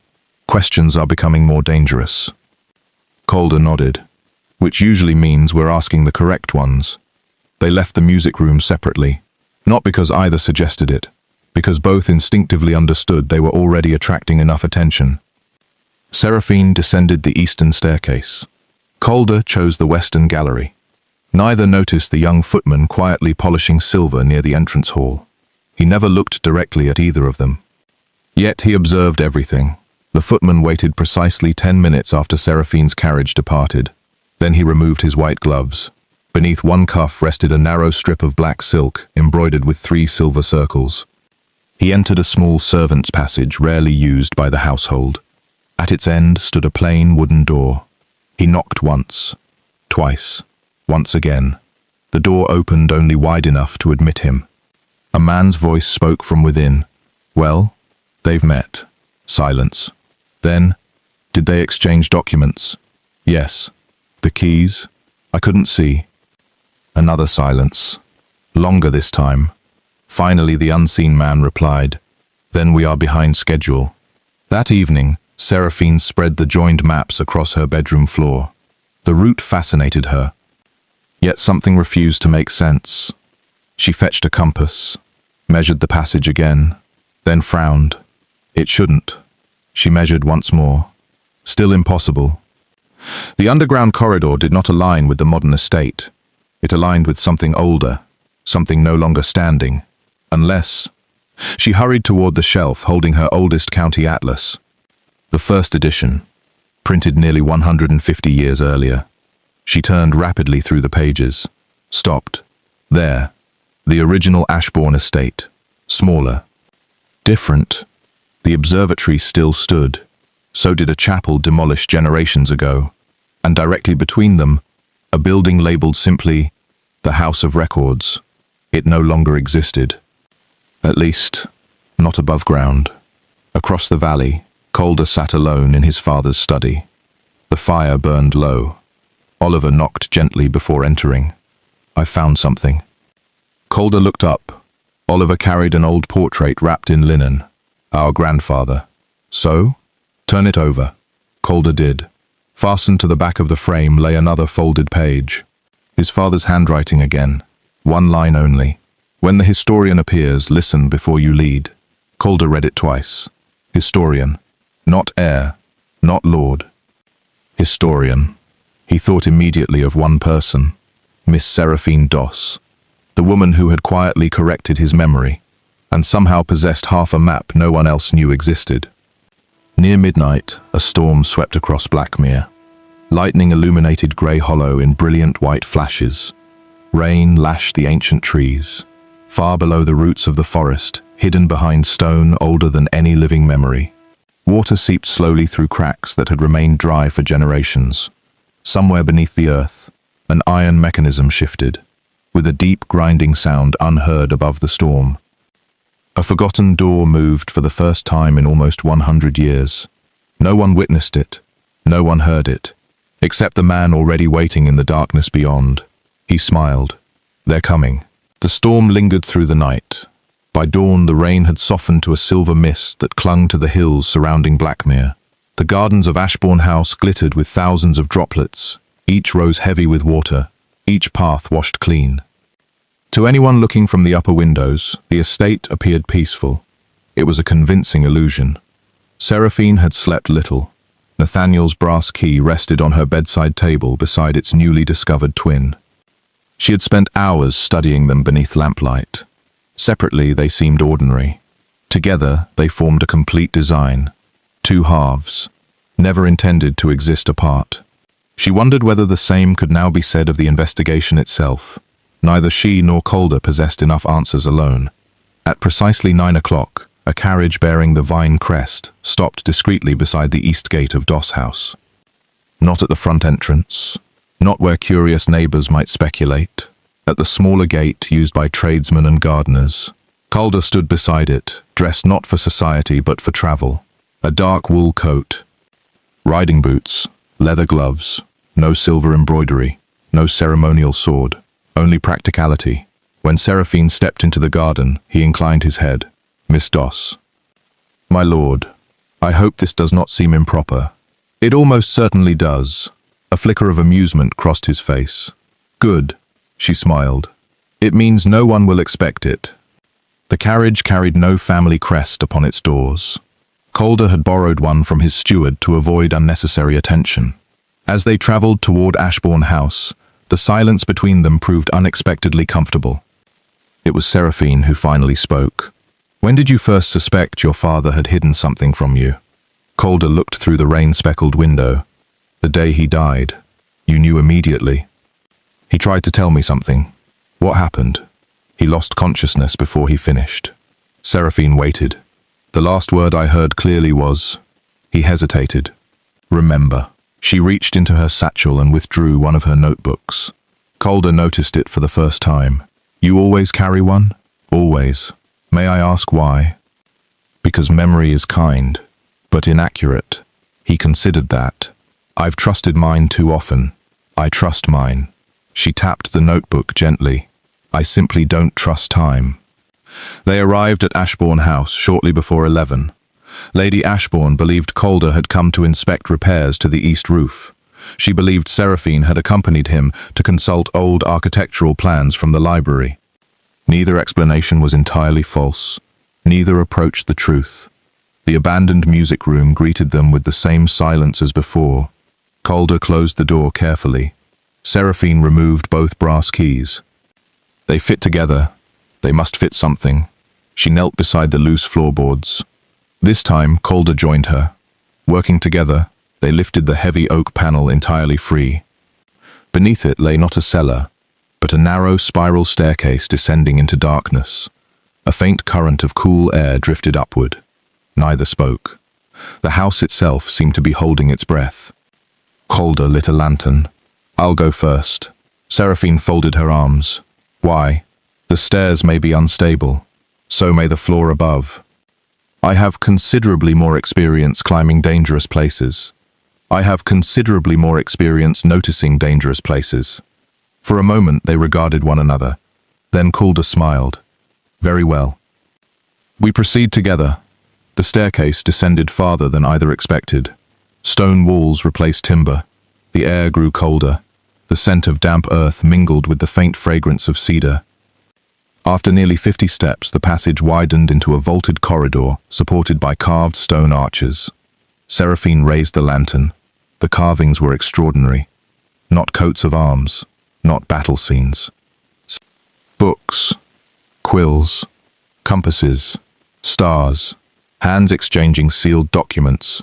"This wasn't built as a hiding place," she whispered. "No." Calder traced one carving lightly. It was built as a sanctuary. The corridor ended before an immense oak door reinforced with black iron. No visible lock. Only 2 keyholes positioned side by side. Exactly the width of the twin brass keys. Seraphine looked at Calder. So. They inserted the keys simultaneously. A soft metallic click echoed within the wall. Nothing happened. She frowned. "Turn them." Together, the mechanism resisted, then yielded. Deep within the stone came the slow groan of gears untouched for generations. Dust drifted from the ceiling. The great door opened inward. The chamber beyond exceeded every expectation. Rows of oak cabinets stretched into the darkness. Shelves lined with leather-bound volumes, map cases, locked chests, portraits whose subjects had no names. A circular reading table occupied the center beneath a magnificent domed ceiling painted with constellations. The room smelled not of decay, but preservation. Everything had been waiting. Seraphine stepped forward almost reverently. "This is impossible." "No," Calder answered quietly. "It was simply forgotten." She approached the nearest cabinet. Each drawer bore a county name. Each shelf contained carefully catalogued records, not merely of Blackmere, of neighboring counties, estate surveys, private correspondence, court transcripts, tenant agreements, letters never entered into official archives, a hidden history of an entire region, years, perhaps centuries, of meticulous preservation. She could scarcely breathe. On the reading table rested a single book. Unlike the others, it showed no dust. Someone had touched it recently. Its cover bore the familiar emblem, 3 interlocking circles. Calder reached toward it. "Wait," Seraphine pointed. Fresh footprints, only one set, leading to the table, then away again. Someone had entered this chamber, not long before they had. Calder opened the book. The first page contained no title, only a list of names, the 11 witnesses from the Covenant Register. Beneath them, one final line had been added in newer ink, the 12th custodian. The name had been cut away with a knife, deliberately, cleanly, leaving only ragged fibers where history had once recorded the truth. A faint sound echoed from somewhere deeper within the sanctuary. Not the settling of old stone, not water, footsteps, slow, measured, unhurried. Someone else was already inside. Calder instinctively lowered the lantern. Seraphine closed the great ledger. Neither needed to speak. Whoever walked those hidden corridors knew the sanctuary existed, and unless they acted carefully, the sanctuary now knew they did too. Neither Calder nor Seraphine moved. The footsteps continued, slow, measured, certain. Not the hurried tread of an intruder, not the cautious movement of someone exploring unfamiliar ground. These were the footsteps of a person who knew every stone beneath his feet. The lantern flame trembled. The chamber seemed to breathe. From the darkness beyond the shelves, an elderly gentleman emerged. He wore a plain charcoal coat that had once been expensive but had been repaired so many times that no tailor could have recognized the original stitching. His silver hair was neatly combed. His walking cane struck the stone floor with quiet precision. Tap, step, tap, step. He stopped several yards away. For a long moment he simply looked at them, not with surprise, not with alarm, with recognition. "As I expected," he said softly. "You came together." Calder instinctively stepped half a pace in front of Seraphine. The gentleman noticed. "You resemble your father." Calder's expression sharpened.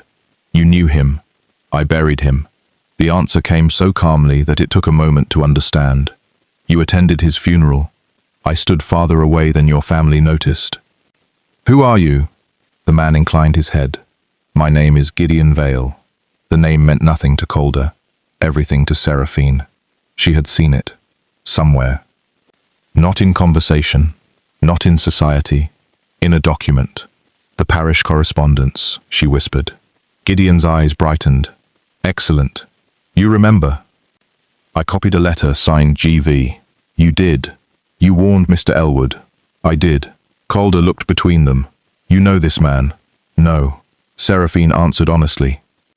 "I know his handwriting." Gideon smiled. A historian's answer. He rested both hands upon the carved head of his cane. "I had hoped the next seeker would possess curiosity." He looked toward Calder. "I had hoped the next guardian would possess humility."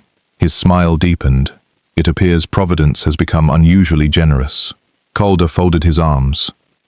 "You expected us. I expected one of you." He nodded toward Seraphine. "I did not expect her to convince you." "I wasn't convinced." "No? No. What changed your mind?" Calder glanced briefly toward Seraphine. "The evidence." Gideon chuckled. "Very diplomatic." Seraphine stepped closer. "Who were the 12? "The first custodians." "Custodians of what?" "The truth." She waited. "That is an unsatisfactory answer." "It usually is." Gideon walked slowly toward one of the towering cabinets. He removed an old leather tube. Inside rested a rolled parchment tied with faded crimson ribbon. He laid it gently upon the reading table. The covenant was never about protecting land. It protected records.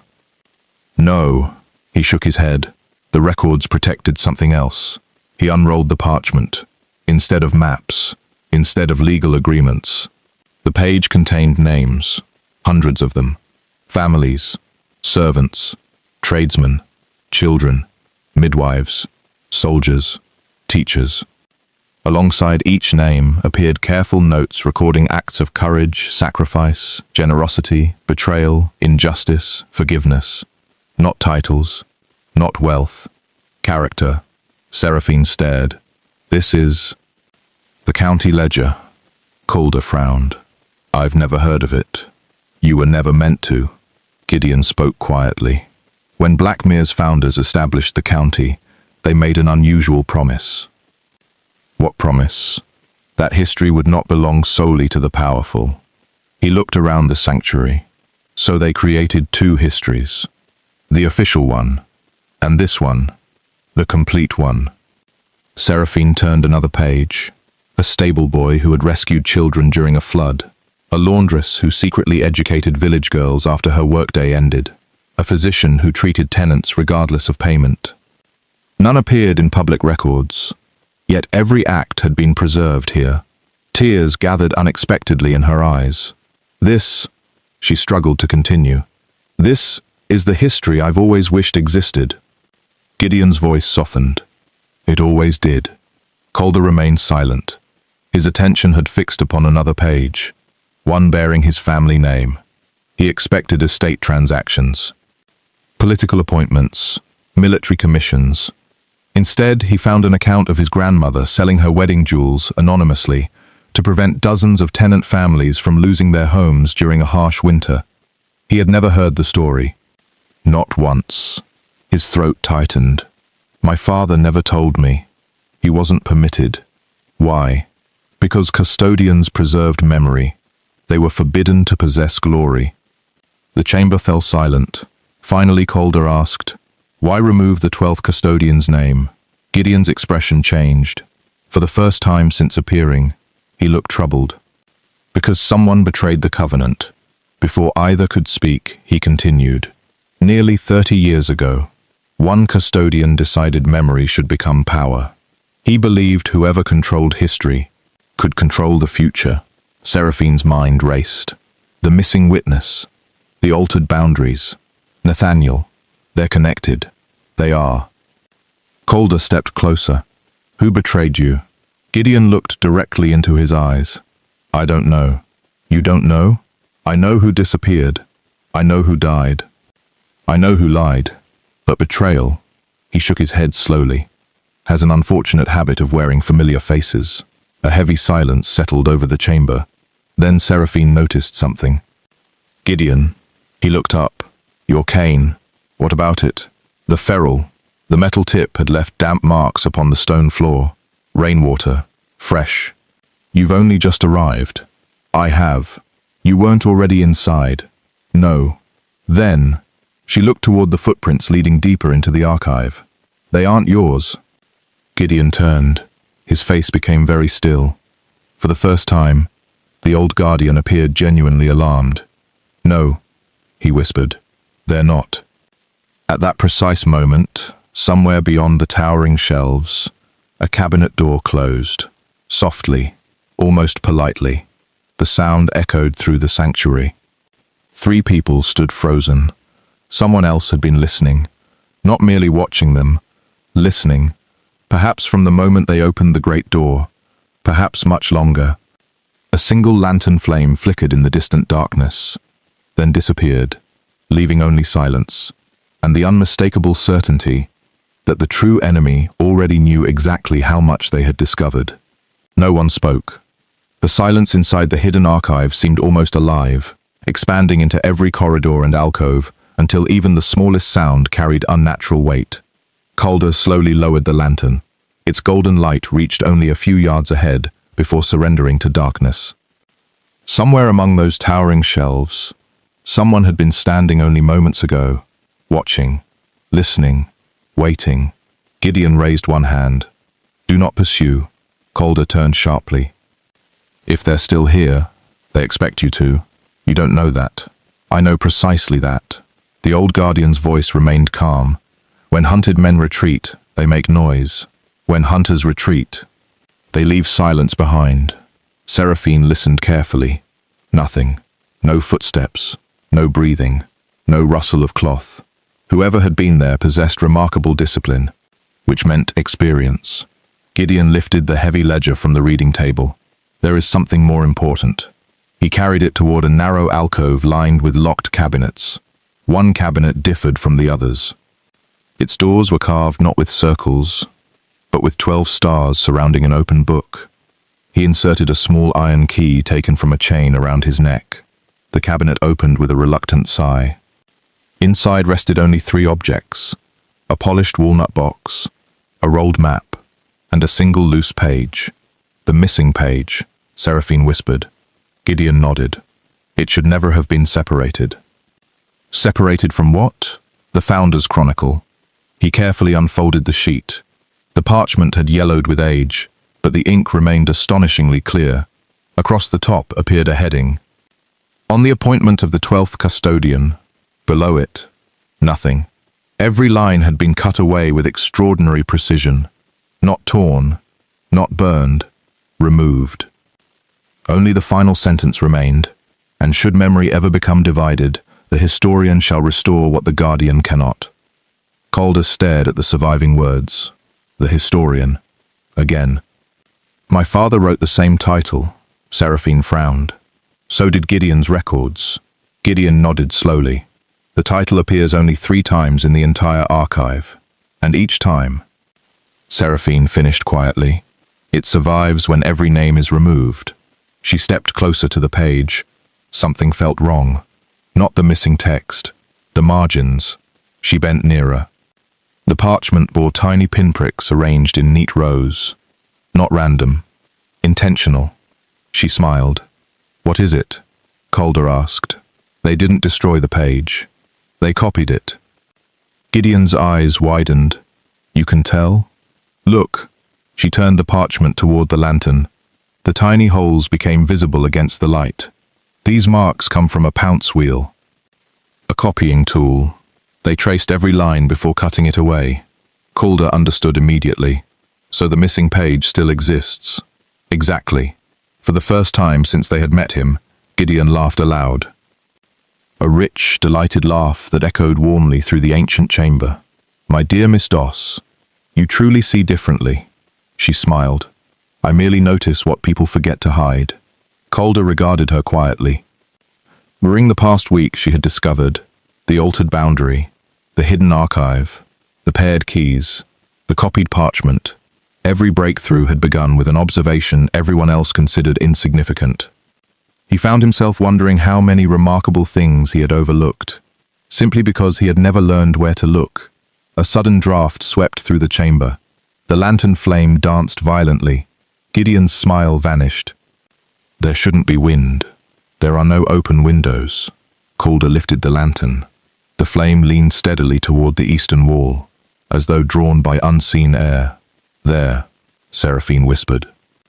A narrow ribbon of dust floated through a gap between two towering cabinets. A hidden passage. Together they approached. The cabinet itself appeared fixed, yet the floor beneath it showed faint scratches, exactly like those Calder had discovered behind the hidden bookcase at Vine Hall. He pressed experimentally against one side. Nothing. Seraphine examined the carved molding, then stopped. 12 stars. What about them? One is worn smooth. She pressed it. A soft click answered. The entire cabinet rotated silently inward. Beyond it stretched another corridor, far narrower than the first. Fresh footprints marked the dust. They're recent. Calder knelt. Less than an hour. Gideon remained behind. No. Calder looked back. We have no choice. You do. The old guardian's face had grown unexpectedly pale. If someone entered through the eastern passage, they did not come from outside. What do you mean? There is only one entrance. The one you opened. Seraphine understood first. If they didn't enter, they were already here. The realization settled heavily over all three of them. Someone had been hiding inside the sanctuary before Calder and Seraphine ever unlocked its doors. Not trapped. Waiting. Calder rose. For how long? Gideon answered honestly. I don't know. A day? Perhaps. A month?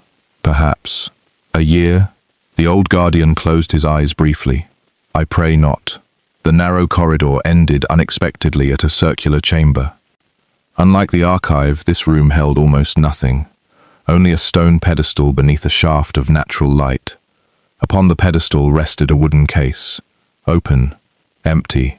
A layer of dust surrounded it. Except for one perfectly clean rectangle where something had recently lain.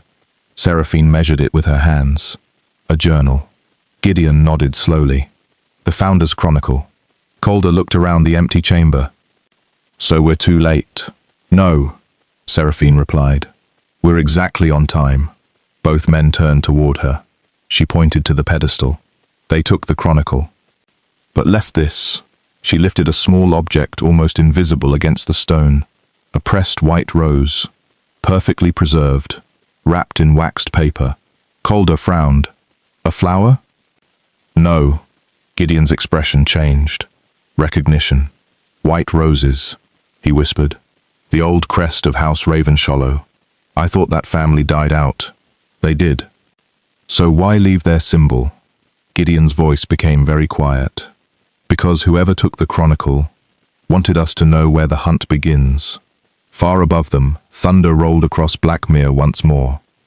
The storm had returned, and somewhere beyond the hills, a rider carrying the Founder's Chronicle urged his horse toward the abandoned Ravenshallow estate.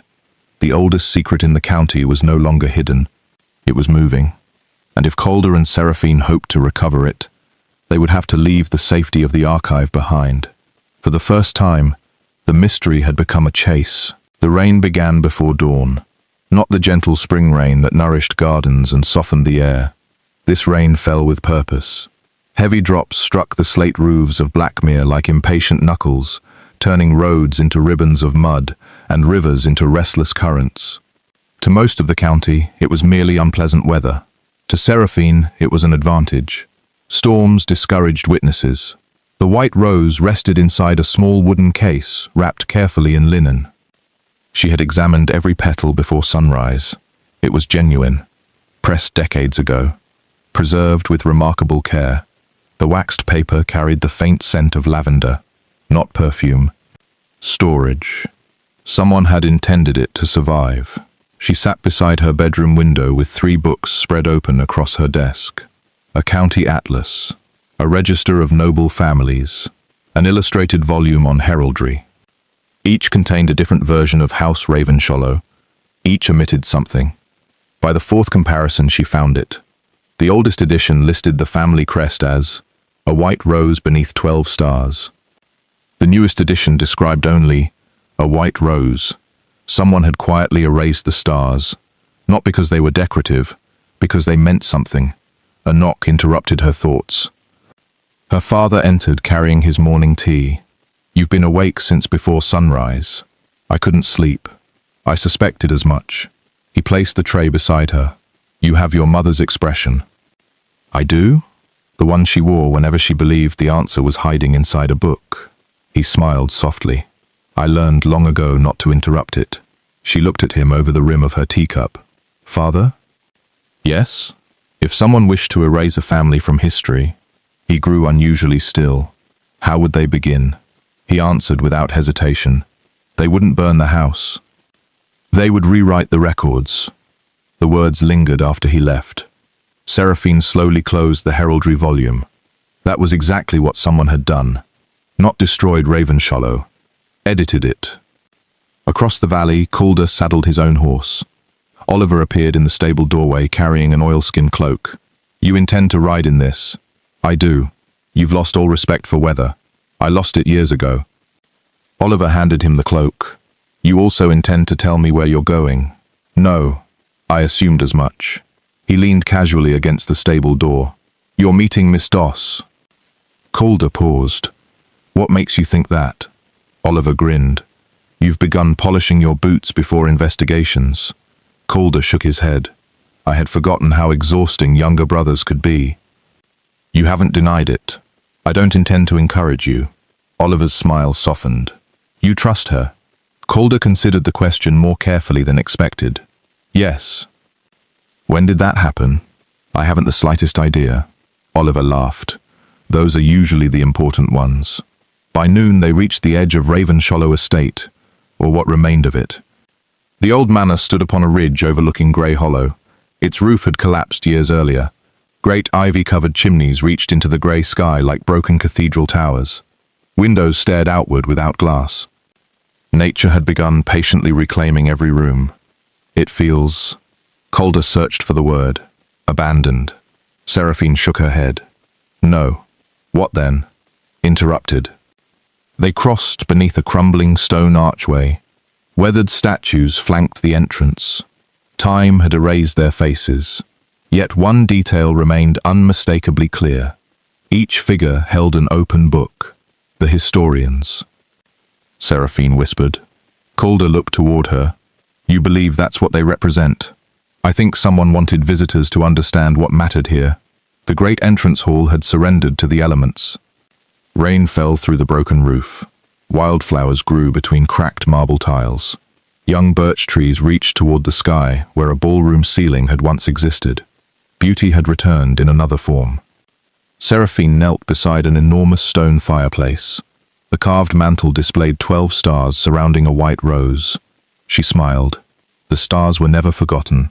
They were merely hidden. Calder walked slowly through the remains of the library. Most shelves had collapsed. Books lay scattered across the floor, swollen by decades of rain. Yet one cabinet remained standing, locked. Unlike everything else, he examined it carefully. No rust. Seraphine looked up immediately. "What?" "This lock has been used." "Recently?" He nodded. "Within days." She withdrew one of the twin brass keys. "It won't fit." "No," Calder replied. "But perhaps." He noticed something beneath the cabinet. Fresh mud. Not much. Enough to leave 2 clear boot prints. Someone had stood there during yesterday's storm. Together they moved the heavy cabinet. Hidden behind it appeared another narrow door, smaller than the archive entrance. Older. The wood had darkened almost black with age. At eye level, someone had carved 3 simple words. "Memory lives here." Neither spoke. Calder inserted the larger brass key. It slid halfway before stopping. "The second," Seraphine whispered. She placed Nathaniel's smaller key above it. The locks aligned. Both turned. The mechanism answered immediately. As though expecting them, the hidden room beyond had escaped the passage of time. Unlike the ruined manor outside, this chamber remained perfectly dry. Shelves lined every wall. Maps, portraits, journals, boxes tied with faded ribbons. A single fireplace still held neatly stacked firewood. Someone had visited often enough to maintain it. On the central table lay an object wrapped carefully in dark blue cloth. Calder unfolded it. Inside rested a painting, not of a landscape, not of an estate, of 12 men and women standing together beneath an ancient oak. Each held a leather-bound ledger. Each wore an identical silver pin shaped like 3 interlocking circles. One face had been cut away, precisely, deliberately. The 12th custodian, again. Seraphine studied the remaining figures, then stopped. "No." Calder looked closer. "What is it?" She pointed toward one woman standing near the center. "I know her." "You can't.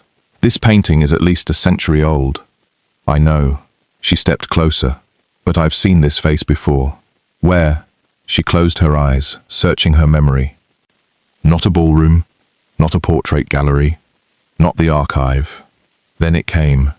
The miniature. What miniature? Aunt Beatrice. She owns a portrait of her grandmother.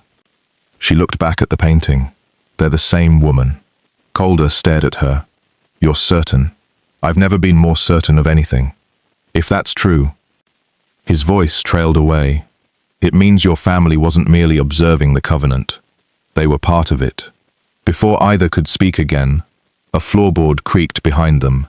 Not from the corridor. From inside the room, someone else was already there, hidden, waiting. A calm voice emerged from the shadows beside the fireplace. I wondered how long it would take the 2 of you to discover the truth. An elderly woman stepped into the firelight. Her silver hair was braided neatly beneath a dark hooded cloak. She carried no weapon, only a leather journal bound with green ribbon. Her eyes rested on Seraphine, then on Calder. Finally, she smiled. "Welcome. You've arrived precisely when Blackmere needs its historian, and its guardian." The elderly woman did not appear surprised. She looked, instead, relieved. Not because Calder and Seraphine had found the hidden chamber, because they had found it together. Outside, rain drummed steadily against the ruined windows of Ravenshollow Manor. Inside, the silence felt almost ceremonial. She laid the leather journal gently upon the oak table. "I have waited 23 years." Her voice was steady, carrying the calm certainty of someone who had rehearsed these words through countless lonely evenings. "For whom?" Calder asked.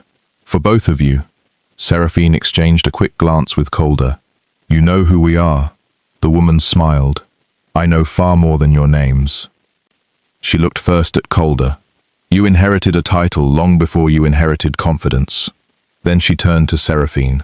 "You inherited curiosity long before you inherited permission to use it." Neither answered, because both descriptions felt uncomfortably true. "My name," she continued, "is Eleanor Ravenshollow." Calder frowned. "That family no longer exists." "Officially?" "Yes." She smiled sadly.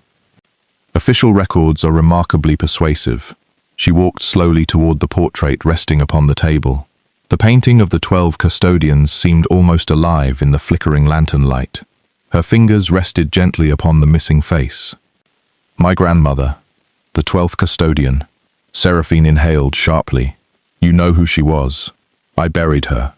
The room fell completely silent. Even the rain seemed distant. My grandmother chose disappearance, not death. Disappearance. Eleanor looked toward the shattered windows. Sometimes survival demands that history tell the wrong story. Calder stepped closer. Why remove her face? So no one could identify her descendants. Why would they need protection? Because betrayal rarely ends with one generation. She untied the green ribbon surrounding the leather journal. Its pages had yellowed, but the ink remained clear. This belonged to my grandmother. She called it, Eleanor smiled softly, her book of quiet things. Seraphine could not help smiling. I like that title. So did she. She believed history devoted far too much attention to wars, and far too little to ordinary courage. The first page contained no dates. Only a single sentence written in elegant script. The world remembers victories. It survives because someone remembered kindness. Seraphine read the line twice, then once more. Something tightened quietly in her chest. It was exactly the sort of history she had always hoped existed. Eleanor watched her carefully. You understand? I think I do. No. The older woman shook her head gently. I believe you already did. Calder wandered toward one of the untouched shelves. Most volumes concerned estate matters, harvests, boundary agreements, tenant disputes, nothing extraordinary. Then he noticed one small book bound in faded blue leather. Its spine bore a familiar name, Vine. He opened it carefully. Inside were letters, not from dukes, not from politicians. From cooks, stable hands, housemaids, gardeners. Each letter thanked one member of the Vine family for an unseen act of generosity. A dismissed servant quietly supported after illness. A tenant's daughter educated anonymously. A widower whose rent had disappeared for 2 winters without explanation. Calder stared in silence. His family had never spoken of these things, not because they were ashamed, because they expected no recognition. My father, his voice was almost a whisper. He knew. Eleanor nodded. He added the final letter himself. Calder found it. Written only 11 years earlier. His father's handwriting. If my son ever reads these pages, I hope he understands that an estate is not measured by its acres, but by the number of people who sleep peacefully because it exists. Calder closed the book slowly. For the first time since his father's death, he felt as though they were having the conversation illness had stolen from them. Across the room, Seraphine turned another page in the book of quiet things. Halfway through, a pressed forget-me-not slipped gently into her lap. Folded around its stem rested a small note. She unfolded it carefully. Only 6 words appeared. History chooses its next historian quietly. No signature, no date. She looked toward Eleanor. The older woman simply smiled. I've never wanted power, Seraphine said softly. I know. I only wanted... She searched for the right words. For forgotten people not to disappear. Eleanor's eyes glistened. Then you've already answered the question. What question? The one no one has asked yet. A sudden crash echoed from somewhere above. All 3 looked toward the ceiling. Dust drifted between the beams. Another sound followed. Footsteps. Several this time. Not cautious. Confident. Someone had entered the ruined manor. Calder instinctively reached for the lantern. How many entrances? 2. Eleanor answered immediately. The one you used. And another beneath the western tower. Can they reach us first? She listened. Counted silently, then nodded once. Yes. The atmosphere changed instantly. Not panic. Preparation. Eleanor crossed to a heavy wooden chest beneath the far shelf. Inside rested several oil lamps, bundles of rolled maps, leather satchels already packed, as though she had rehearsed this moment many times. You expected this, Calder observed. I expected someone. I wasn't certain who. She handed one satchel to Seraphine, another to Calder. If the archive falls... She looked directly at them. The memory must not. Seraphine opened the satchel. Inside lay carefully copied documents, maps, family trees, personal journals. None appeared original. Every page was a duplicate. Eleanor smiled. My grandmother never trusted a single copy. Another crash. Closer. Voices. Muted. At least 4 men, perhaps 5, searching room by room through the abandoned manor. Calder lowered his voice. They know we're here. No, Eleanor corrected gently. They know someone is. She lifted the book of quiet things. Let's not reward their certainty. Instead of retreating toward the entrance, she pressed against a carved section of the fireplace. Hidden gears answered immediately. The entire hearth rotated inward, revealing a narrow stone passage disappearing beneath the manor. Cool air drifted outward. Unlike the tunnels beneath Ashbourne House, this one sloped downward, toward Grey Hollow. Before entering, Seraphine looked back once. The hidden chamber remained exactly as they had found it. Orderly, peaceful, patient. She realized something then. History was never truly destroyed in a single dramatic moment. It disappeared slowly. One missing page, one forgotten name, one untold kindness at a time. She silently promised herself that would not happen again. Above them, the front doors of Ravenshollow Manor burst open. Heavy boots crossed broken marble. Voices spread through the empty halls. One man stopped near the hidden room. He looked at the cabinet that concealed the entrance, then smiled. They're close. Deep beneath the ruined estate, 3 figures disappeared into the darkness. One carried the memory of the past, one carried responsibility for the future, and one, who had spent years believing she was invisible, had quietly become the most important witness Blackmere had ever known. The hidden passage curved downward beneath Ravenshollow Manor like the inside of an ancient root. The stone walls were older than the house above them. Older, Eleanor suspected, than most of Blackmere itself. Moisture gathered in tiny beads upon the ceiling before falling with patient rhythm onto the worn flagstones. Every drop echoed. Every echo carried farther than seemed possible. Seraphine lifted her lantern. The tunnel stretched ahead in gentle curves, disappearing into shadow before reappearing in pools of amber light. It wasn't built in a single generation, she observed. Calder glanced toward the stonework. What makes you think that? She pointed to the walls. The lower stones were cut by hand. The upper courses were finished with later tools. She smiled faintly. 3 different masons. 80 years apart. Eleanor looked at her with unmistakable admiration. You noticed that already? I notice walls. You notice everything. No, Seraphine replied thoughtfully. I notice what survives. Behind them, faintly, a door slammed. The intruders had reached the hidden chamber. Their voices carried through cracks in the stone. They were here. Search everything. No one leaves. Calder instinctively extinguished his lantern. Darkness swallowed the tunnel. Only Eleanor's smaller lamp remained lit. She covered part of its flame with her gloved hand. The light became little more than a whisper. For several minutes they stood perfectly still. The footsteps above moved back and forth. Furniture scraped. Wood splintered. Someone overturned shelves. A man's voice barked impatient orders. Another replied, "The copies are gone. Find them." A third voice answered, "They couldn't have gone far." The sounds gradually faded, not because the search had ended, because it had spread. Only when silence returned did Eleanor uncover the lamp. They'll search the woods. They won't search underground. Calder nodded. They don't know this passage exists. Eleanor met his eyes. I hope you're right. The tunnel widened unexpectedly. Before them opened a circular chamber unlike any they had yet encountered. Its domed ceiling disappeared into darkness. The walls were lined with hundreds of small stone niches. Each contained a sealed glass lantern. Unlit. Dust covered every one. Seraphine turned slowly. What is this place? Eleanor smiled. The Hall of Keepers. She approached the nearest lantern. A small brass plate beneath it bore a name. Thomas Bell. Occupation. Village blacksmith. Years of service. 43. Another lantern. Margaret Ellis. Schoolmistress. Keeper of winter records. Another. Dr. Samuel Ford. Physician. Custodian of testimonies. Not noble families.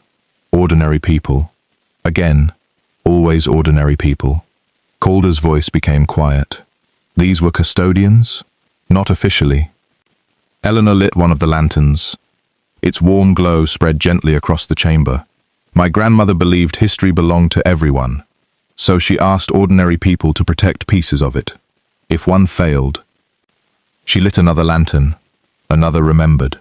Soon soft golden lights stretched around the chamber like patient stars. Seraphine felt tears prick unexpectedly at her eyes. So many forgotten. Eleanor looked at her kindly. Only outside these walls. As they continued through the Hall of Keepers, Calder slowed. He had stopped beside a lantern bearing a familiar surname. Hannah Vine. He frowned. My great-aunt. You knew her. I knew of her. The family always described her as... He hesitated. Eccentric. Eleanor laughed softly. They usually do. She handed him a slim notebook resting beneath the lantern. It belonged to Hannah. Calder opened it. Inside were careful sketches, tenant cottages needing repairs, lists of children requiring school books, medical notes, anonymous donations. At the very end appeared one final sentence. If kindness becomes invisible, make better historians. Calder closed the notebook slowly. His throat tightened. I never knew. No, Eleanor answered gently. You inherited her estate, but not her story. Far ahead, the tunnel divided. 3 passages branched away beneath the earth. One descended. One climbed gently upward. The third disappeared into absolute darkness. Eleanor stopped walking. Her expression changed. What is it? Seraphine asked. I wasn't expecting this. Why? There should only be 2. She examined the stone floor carefully. Fresh footprints, many of them, leading into the darkest passage. Calder knelt. These aren't ours. No, they're recent. Ours, perhaps less. Seraphine crouched beside him. Look, she pointed toward one print. The heel carried an unusual mark, 3 tiny iron studs arranged in a triangle. She closed her eyes. I've seen this before. Where? Lady Fenwick's musicale. Calder looked surprised. A guest? No. She opened her eyes. A servant. Memory returned with startling clarity. The young footman polishing silver. Perfect posture. Immaculate gloves. Boots. She remembered the small triangular pattern in the mud outside the terrace doors after the rain. Not because the boots were remarkable, because one stud had been missing. This print showed the same missing space. The footman, she whispered. He followed us. Calder stared at the footprint. The servant at Ashbourne. The one no one noticed. Seraphine looked up slowly. I noticed him. Then a realization struck with almost physical force. He noticed us first. For several moments no one spoke. Then Calder laughed once. Quietly, almost incredulously. You've spent years invisible. She nodded. And somehow, he looked directly at her. You were the only person actually paying attention. She smiled sadly. Being overlooked teaches you where everyone else forgets to look. Their eyes met. Not for a heartbeat, for several long seconds. No mystery, no hidden archive. No ancient covenant, just 2 people who had finally begun to understand one another. Neither looked away, neither wished to. Eleanor watched the moment with the smallest hint of a smile. She said nothing. Some discoveries required silence. The moment broke when a distant metallic clang echoed through the dark passage. Not close, but unmistakable. A gate, opening. Someone was already moving deeper beneath Blackmere, carrying the Founder's Chronicle. And now, they had a trail. Eleanor raised her lantern. From this point forward, she looked at Calder. You protect her. Then at Seraphine. And you protect the truth. Calder answered immediately. I intend to do both. The words left his mouth before he realized what he had said. Seraphine looked at him. Her expression softened almost imperceptibly. Neither mentioned it, but something quiet and irreversible had just begun. The metallic echo faded. Silence returned to the tunnel. Not peaceful silence, waiting silence. The kind that settled over a chessboard after one player had sacrificed a queen for reasons the other had not yet understood. Eleanor lifted her lamp higher. The sound came from the eastern galleries.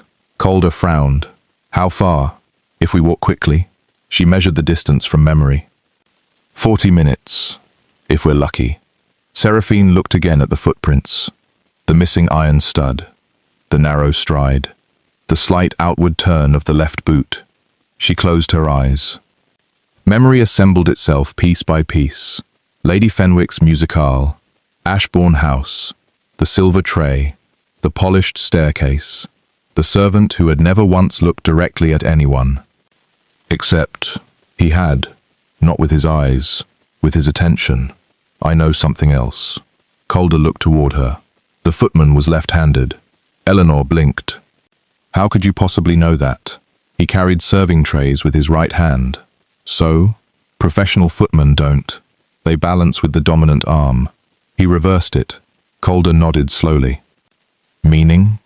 He wasn't trained as a servant. He was pretending. Eleanor's expression darkened. That narrows the possibilities. It does. There was once a regiment. She spoke almost reluctantly. Military intelligence. They specialized in observation, infiltration, disguise. When the war ended, they disappeared. Seraphine finished quietly. They didn't disappear. They found different employers. They continued deeper into the eastern tunnel. Unlike the archive passages, these corridors bore no carvings, only bare stone. Functional, built for speed rather than ceremony.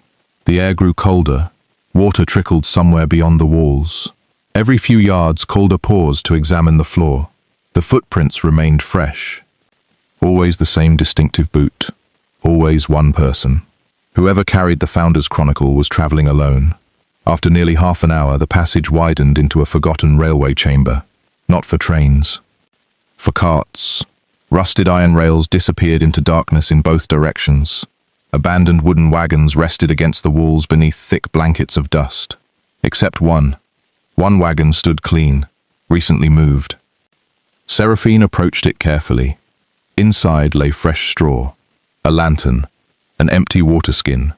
Whoever had stopped here had rested. Not long ago. Calder examined the lantern. It's still warm. Eleanor looked sharply toward the eastern tunnel. We're closer than I thought. A folded sheet of paper rested beneath the lantern. No seal, no signature. Only 6 carefully written words. You're finally asking the correct questions. Calder looked around instantly. Show yourself. Only echoes answered. Seraphine took the note. The handwriting. She frowned. I've seen this. Where? Not in the archive. She thought carefully. The invitation. What invitation? Lady Fenwick's spring musicale. She looked up.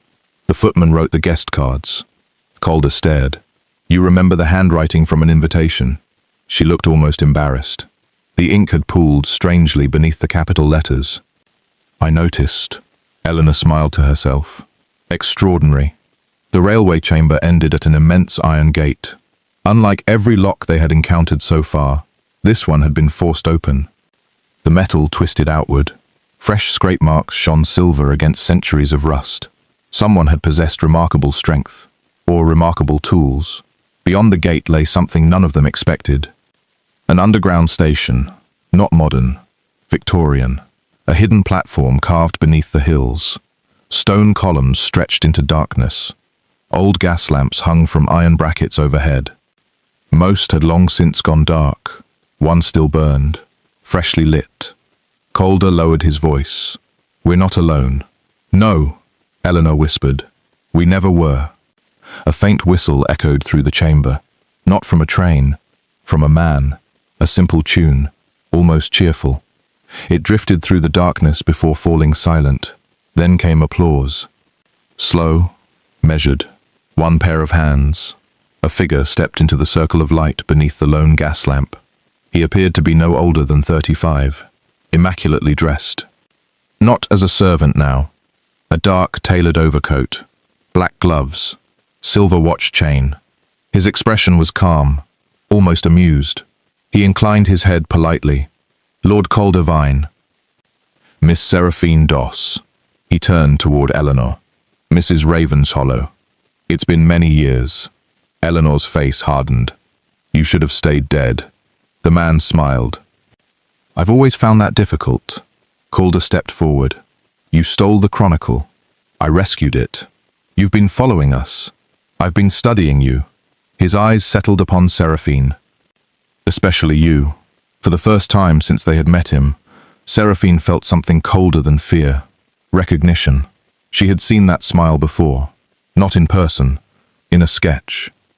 Inside Gideon's files. A much younger man, standing beside another custodian. The caption beneath the drawing had read, Julian Ashcombe, Assistant Archivist, missing. 23 years earlier. You, she whispered. You're Julian. He smiled wider. I'm delighted someone finally remembered. Calder's expression darkened. Gideon believed you were dead. I encouraged the misunderstanding. Why? Julian walked slowly along the platform. Because dead men are rarely pursued.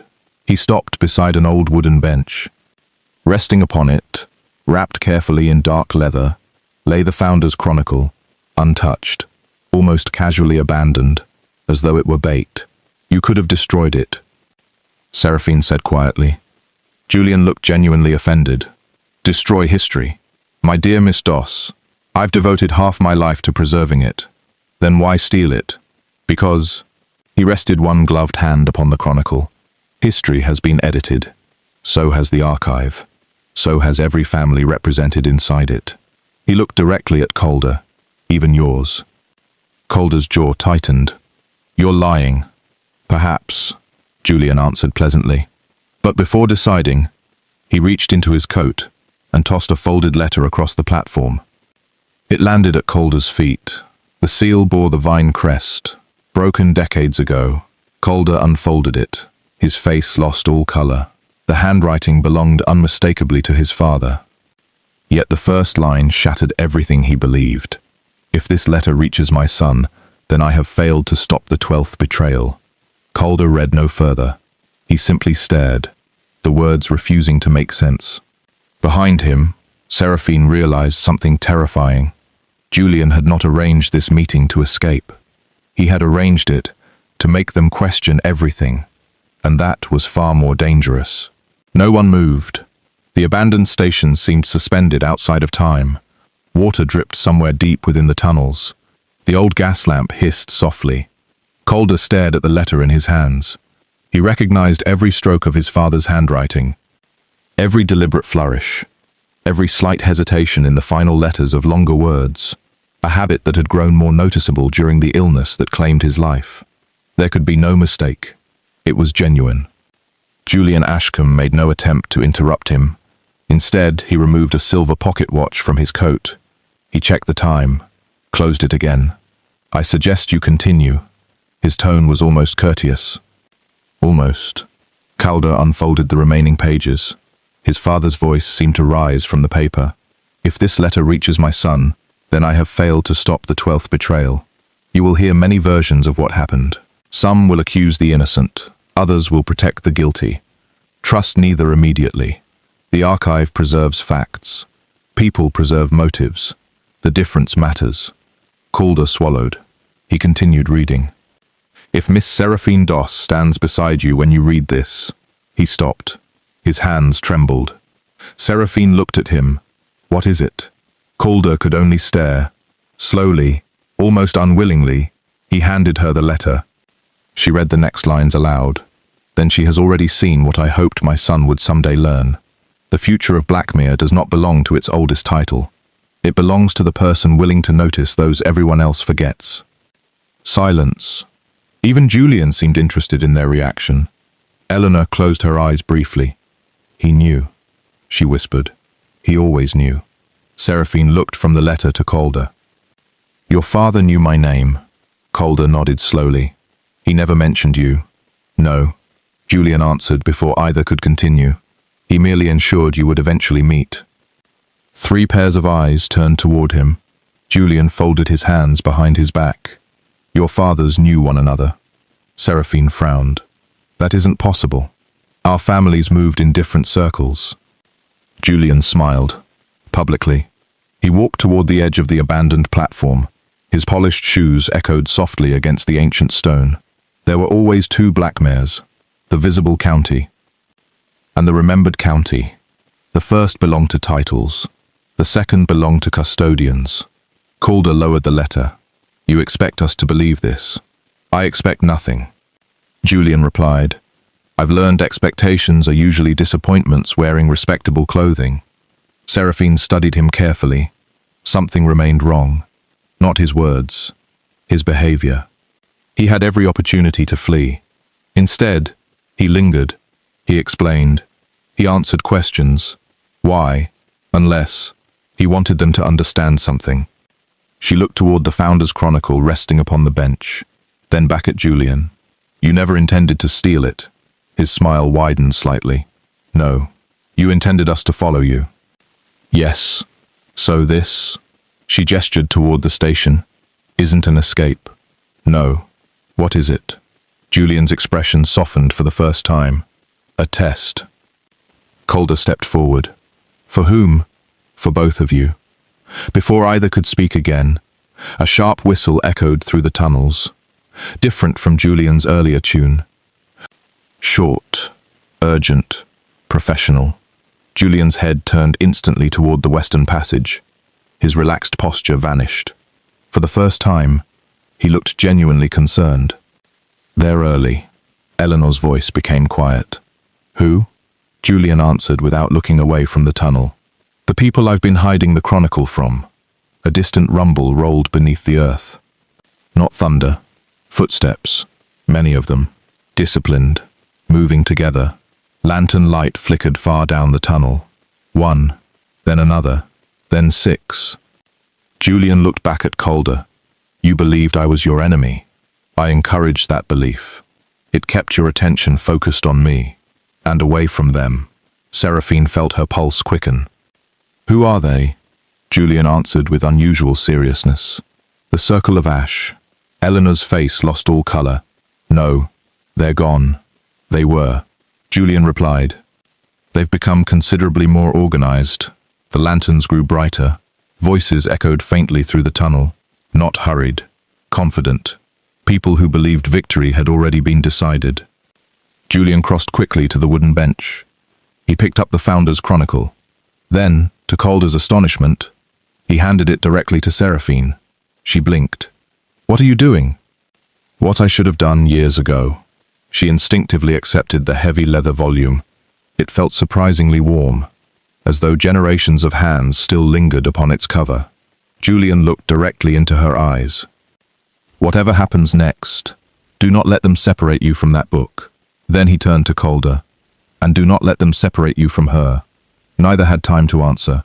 The first figures emerged from the darkness. 6 men, 3 women, all dressed in charcoal traveling coats. Each wore a simple silver ring, engraved with a circle of ash leaves. No family crests, no titles, only quiet authority. Their leader stepped forward, a tall woman perhaps 50 years of age. Her silver hair was tied neatly beneath a black hat. Her voice carried effortlessly across the platform. Mr. Ashcombe. You've delayed us long enough. Julian sighed. I was hoping for another 5 minutes. You've had 23 years. I've made good use of them. So have we. The woman noticed Calder. Then Seraphine. Her gaze settled finally upon the chronicle. A faint smile appeared. There it is. She removed her gloves carefully. As always, she spoke almost gently. History chooses inconvenient custodians. Seraphine felt Calder move closer beside her, not protectively, instinctively. Their shoulders almost touched. Without looking at him, she knew he was there. Just as he knew she would not surrender the chronicle, the woman inclined her head politely. My name is Lydia Mercer. I represent the Circle of Ash. We have come to recover what should never have left our care. Julian laughed quietly. No, he corrected. You've come to possess what you were never trusted to keep. The station fell silent. 2 groups faced one another across the ancient platform. Between them stood a single book, a century of hidden truths, and 2 people who, only weeks earlier, had barely exchanged a word at a ballroom. Now, the fate of Blackmere rested largely in their hands. No one reached for a weapon. That, Seraphine thought, was somehow more unsettling. The circle of ash had entered the forgotten railway station without swords drawn, without raised voices, without visible anger. Confidence rarely needed to shout. Lady Lydia Mercer stood with her gloved hands folded lightly before her. She regarded Seraphine with the calm interest of a scholar examining a rare manuscript. Not hostile. Evaluating. "The Chronicle," Lydia said softly. "You've carried it for less than a minute." Seraphine tightened her grip. "It feels older." A faint smile touched Lydia's lips. "It should." Julian remained between the two groups. Neither ally nor prisoner. Merely a man standing exactly where he had intended to stand. "You've frightened enough people for one lifetime, Lydia. I've prevented worse. You've rewritten history. I've edited chaos." Calder's gaze never left Lydia. "You believe those are the same thing?" "They often are," she answered without hesitation. "A nation cannot survive every truth." "No," Seraphine replied quietly, "but people deserve the chance to survive their own." For the first time, Lydia looked directly at her, really looked, not as an obstacle. "As a mind. You speak like Eleanor. I learned from records. You learned from kindness." Silence settled again. It was Lydia who finally broke it. "Miss Doss, may I ask you a question?" "You may." "If the Chronicle contains proof that a beloved family built its fortune through betrayal, would you publish it?" Calder glanced toward Seraphine. Julian did the same. Even Eleanor waited. The answer mattered. Seraphine lowered her eyes to the ancient leather binding. She thought of the servants whose names had been preserved, the forgotten teachers, the widows, the stable boys, the quiet courage hidden beneath grand histories. Then she answered, "I would publish the truth." Lydia nodded once. "I expected that." "But," Seraphine continued, "I would publish the whole truth." Lydia's expression changed almost imperceptibly. "What do you mean?" "I would not reduce a family to its worst act, nor sanctify it because of its best." She looked steadily at the older woman. "The Chronicle exists because human beings are never one sentence long." The abandoned station fell utterly silent. Julian smiled. Very slightly. Eleanor closed her eyes, as though hearing an answer she had waited decades to hear. Lydia studied Seraphine for a long time. Then she laughed, not mockingly, with genuine admiration. "I've spent 30 years searching for someone dangerous," she said quietly. "It appears I've finally found her." Calder spoke before he realized he intended to. "She isn't dangerous." Lydia looked toward him. "No, no," he answered firmly. "She's honest." Julian chuckled softly. "My lord," he said. Those qualities have always been confused. Before anyone could reply, a deafening crack echoed through the station. Stone dust rained from the ceiling.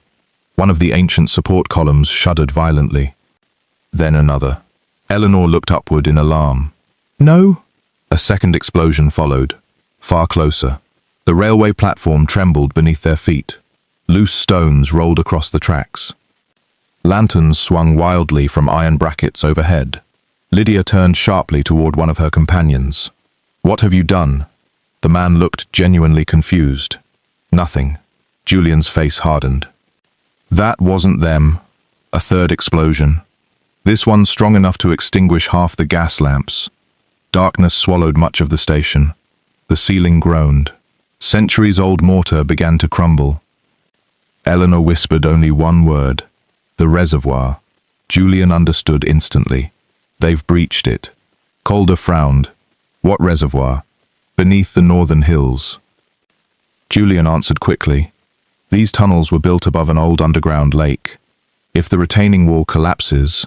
He didn't finish. He didn't need to. A deep roar rose through the darkness. Not wind, not stone, water. An immense volume of it, moving fast. Lydia reacted first. "Everyone off the tracks!" Her people obeyed instantly. Professional. Disciplined. Without hesitation. Calder caught Seraphine's arm. "We have to move." She shook her head. "The Chronicle. I'm talking about you." "So am I." Another section of ceiling collapsed. Stone shattered against the platform only yards away. The chronicle slipped from Seraphine's hands. It skidded across the wet stone toward the tracks. Time seemed to slow. Calder saw it happen. Saw the ancient book sliding away. Saw Seraphine instinctively dive after it, without thinking, without hesitation. Seraphine. She caught the chronicle inches before it disappeared between the rails. At that exact moment, the first wave struck. A wall of icy black water burst through the eastern tunnel like a charging beast. It swept broken timber, shattered stone, and twisted iron before it. Everything in its path disappeared. Calder didn't think. He ran. The force of the water hit him sideways. He barely kept his footing. Seraphine struggled to rise. The current pulled at her skirts. The chronicle remained clutched tightly against her chest. Too tightly. She couldn't free one hand. Their eyes met across only a few feet of flooded platform. She tried to smile. It came out as fear. Not for herself. For the book. Calder reached her just as another surge crashed into them. He wrapped one arm around a cast-iron pillar, the other around Seraphine. The impact nearly tore them apart. Water roared around their legs. The pillar groaned. "Let go of the chronicle," he shouted. She looked at him in disbelief. "I can't. You have to. It isn't mine." "No." His voice cut through the thunder of rushing water. It never was. For one impossible heartbeat, everything became clear. The chronicle mattered. History mattered. Blackmere mattered. But the woman who had spent years making certain other people would never be forgotten could not become another forgotten name. Calder took the chronicle gently from her hands, then shoved it toward Julian. "Take it." Julian caught it instinctively. "What are you doing?" Calder answered without looking away from Seraphine. "The first sensible thing I've done since I finally learned to see her." Another support column gave way. The ceiling split with a thunderous crack. The platform began collapsing into the raging flood below. There was no more time for arguments, only choices, and Calder had already made his. The pillar broke, not all at once. It began with a sound like old timber bending beneath impossible weight. Then came a sharp crack. Finally, the cast iron snapped. Calder felt the world lurch sideways. The flood seized them. Ice-cold water swallowed both of them. The current spun Calder through complete darkness. Stone struck his shoulder. His lungs burned. Somewhere nearby he heard Seraphine's voice. Or perhaps he imagined it. He reached blindly into the black water, found nothing. Then, fingers, small, cold, determined. Without opening his eyes, he closed his hand around hers. He refused to let go. The flood carried them through a narrow tunnel. Branches, broken beams, loose masonry. Everything became a weapon. Twice Calder struck the walls. Once Seraphine disappeared beneath the water. Each time their hands found each other again. Far behind them, Julian clung to the chronicle with one arm and a stone ledge with the other. Lydia Mercer helped one of her companions reach higher ground before pulling herself onto a maintenance platform. Neither side thought about victory anymore. Survival had become the only argument. The underground river split. Half the torrent thundered toward Grey Hollow. The other disappeared beneath Blackmere Forest. The current chose for them. Calder and Seraphine were dragged toward the forest. Suddenly, light. Grey daylight spilled through a jagged opening overhead. The torrent burst from the hillside in an explosion of water, branches, and shattered stone. Calder hit open air, then the river. He surfaced choking. Rain lashed his face. The swollen river hurled him downstream. His grip tightened desperately. Seraphine still held his hand. Barely. "Kick!" he shouted. She couldn't answer. She nodded once. Together they fought sideways across the current, not downstream, toward the bank. Every yard demanded strength neither believed remained.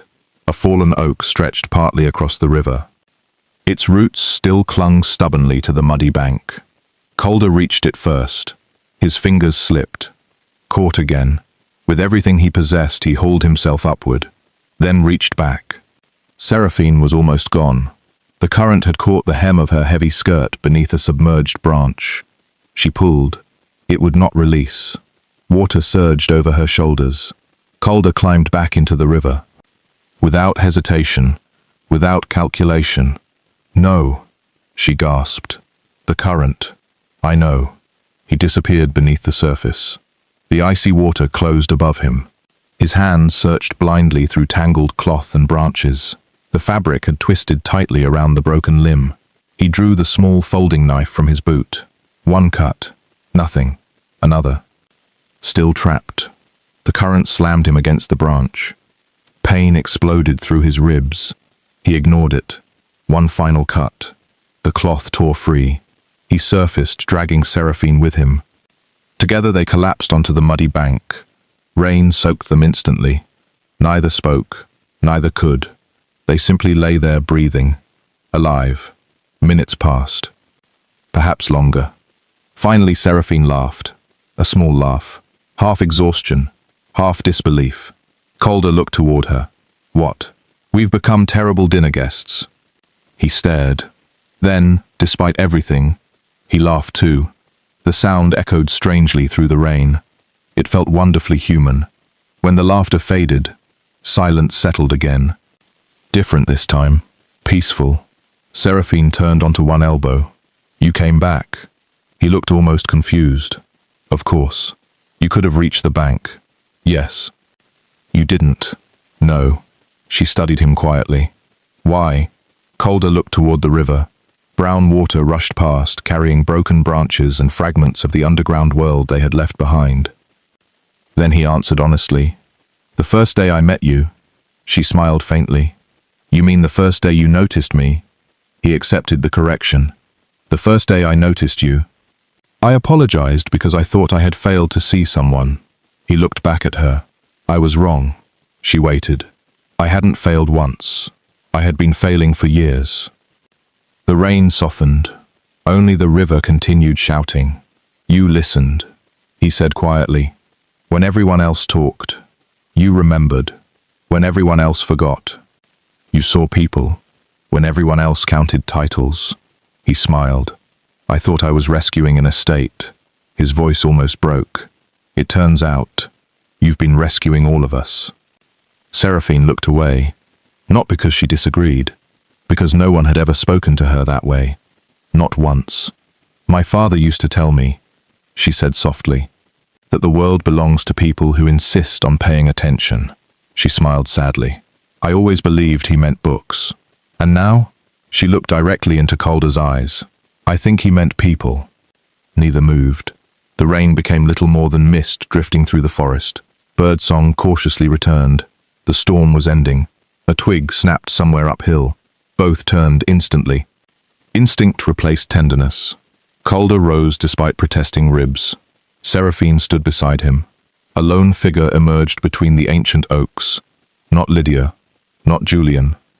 Not Eleanor. Oliver, covered in mud, breathing hard, his horse nowhere in sight. Relief flooded his face. "There you are." Calder frowned. "How did you find us?" Oliver managed a weary smile. "I didn't." He looked toward Seraphine. She did. Both stared. Oliver continued. "Miss Doss, your father sent me," he said. Oliver caught his breath. If anyone could predict where history would wash ashore, it would be you. Seraphine blinked. "My father?" "He knows more than he's told you." Oliver's smile faded. "And he says you must return home. Immediately." Calder's expression hardened. "Why?" Oliver looked toward the distant hills. Smoke rose faintly above Blackmere. Not from chimneys, from fire. "Doss House," he said quietly. "Someone has already been there." Seraphine felt the blood drain from her face. "The notebooks," she whispered. "My research." Oliver met her eyes. "They weren't looking for your books." A long pause. "They were looking for your mother." The forest fell completely silent. "My mother," Seraphine said slowly, "has been dead for 15 years. Oliver swallowed. So everyone believed. For several long seconds, no one spoke. The river rushed past as though nothing extraordinary had happened. Birdsong continued cautiously among the dripping branches. The world behaved with remarkable indifference. Only Seraphine stood perfectly still. "My mother," she repeated, "is alive." Oliver hesitated. "I don't know." "Then why say it?" "Because your father did." Calder stepped beside her. "Tell us exactly what happened." Oliver nodded. "I reached Doss' house less than an hour ago. The front gate had been forced open. There were men searching the grounds. Were they Circle of Ash? I couldn't tell. They weren't wearing rings. They moved like soldiers." Seraphine's heartbeat quickened. "My father, safe. My sisters, safe. They escaped through the orchard. And my father?" Oliver looked toward the rain-soaked hills. "He told me to find you. And he gave me this."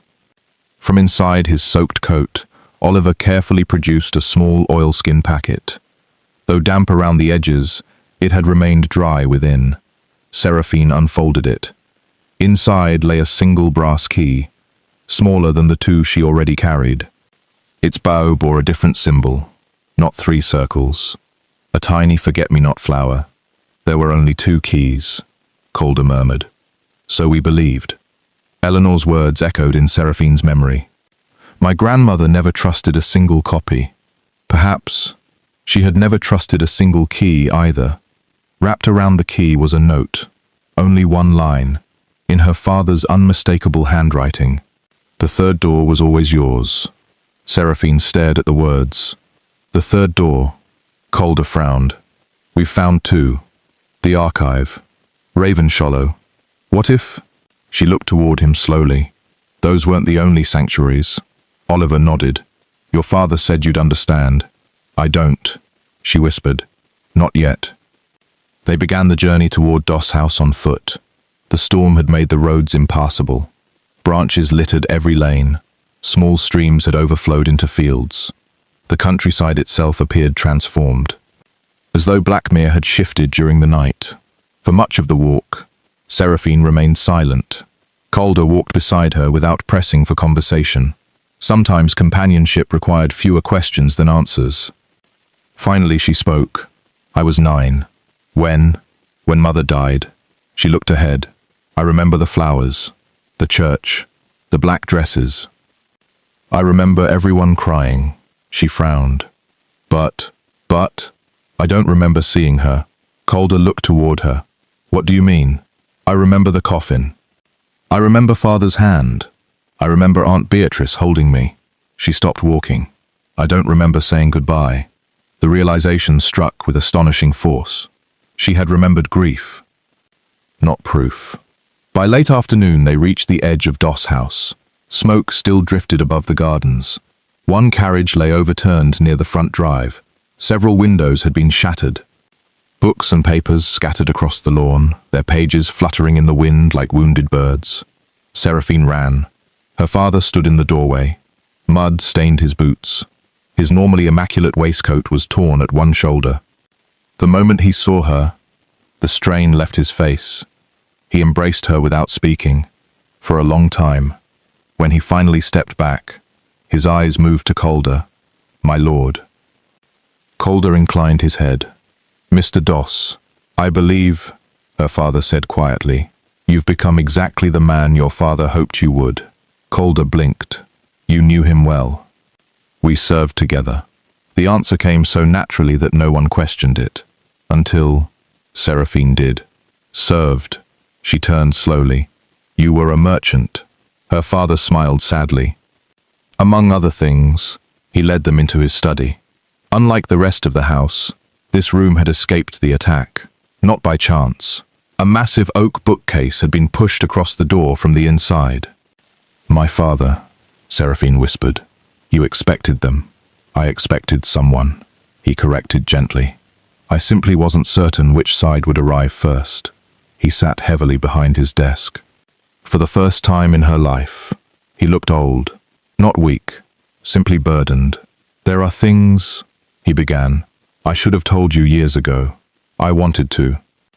I nearly did. 100 times." His voice caught. "But every time I looked at you," he smiled, "I wanted you to have one more ordinary year."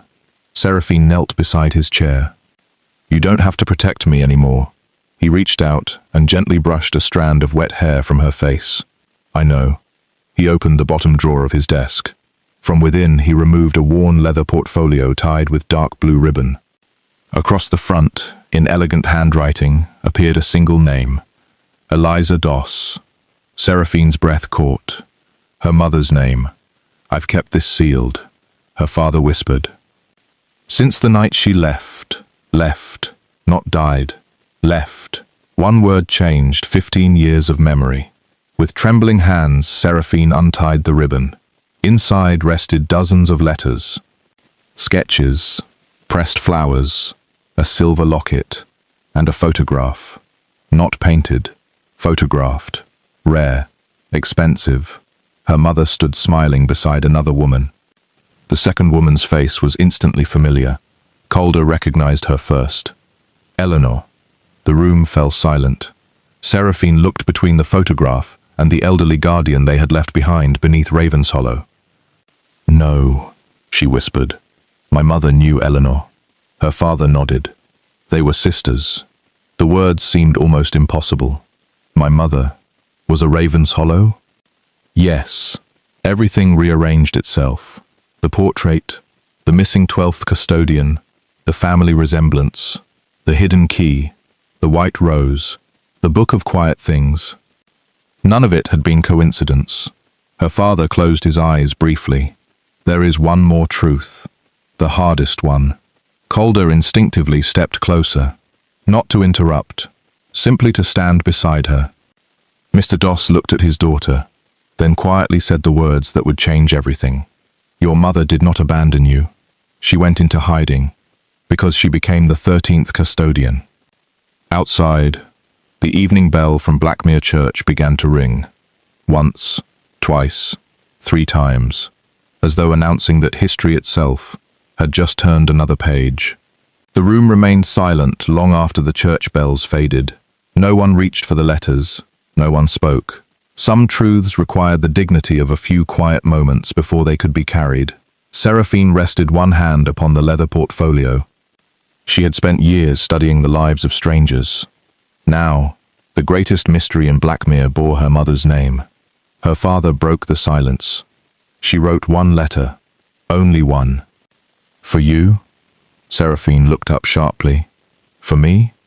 I promised I would never open it. I haven't. He gently pushed a smaller envelope across the desk.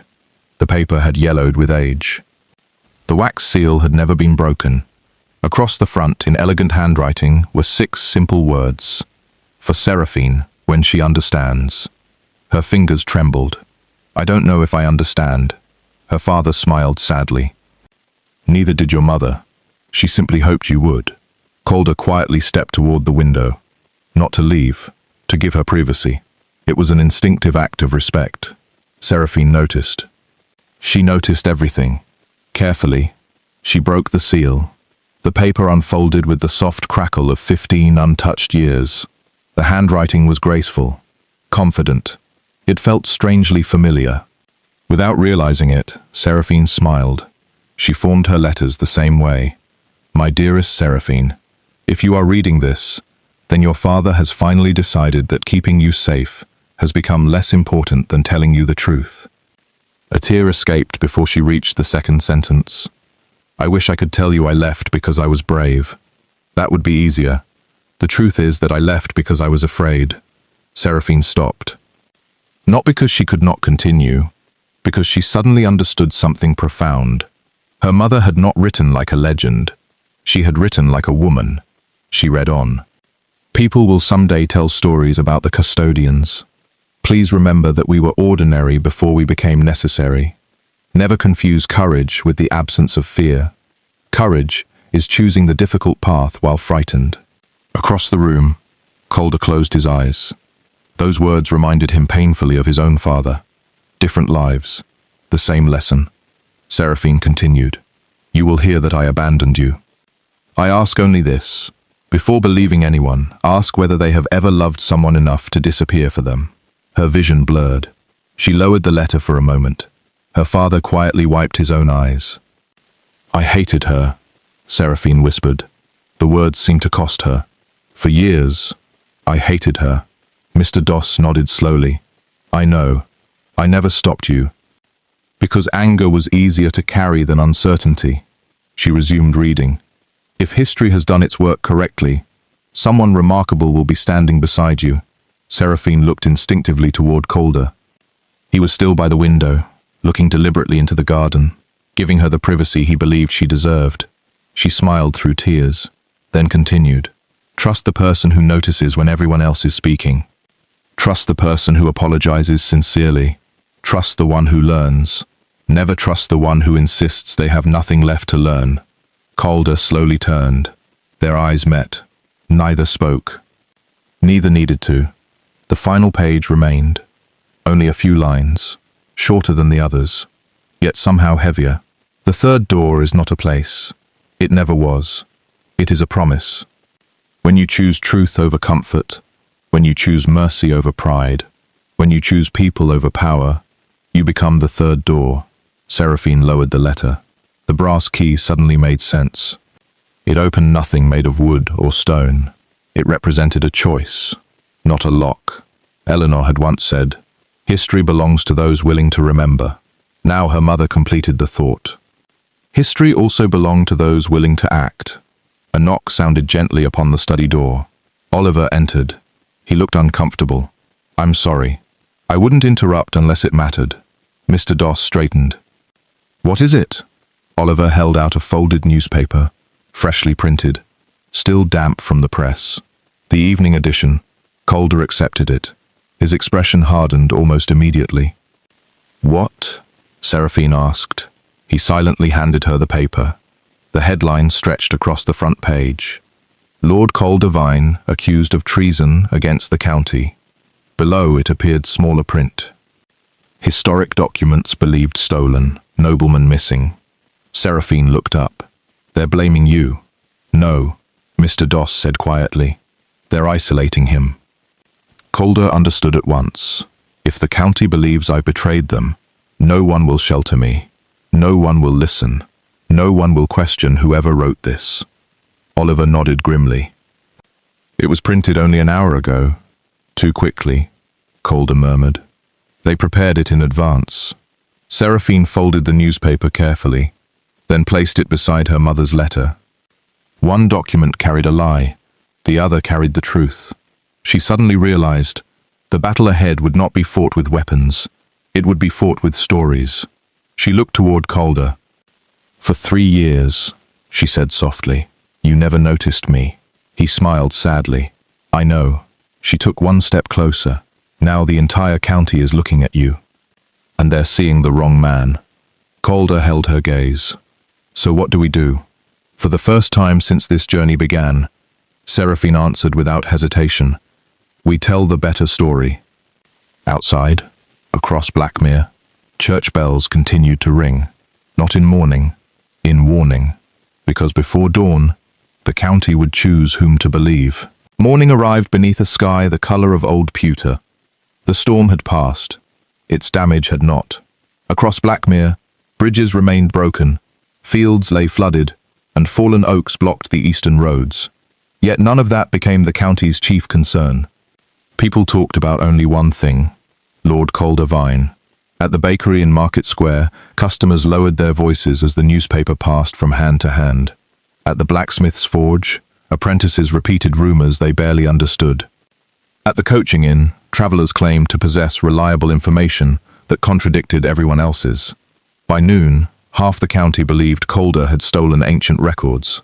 The other half believed he had uncovered something powerful people wished to hide. Almost no one admitted they were guessing.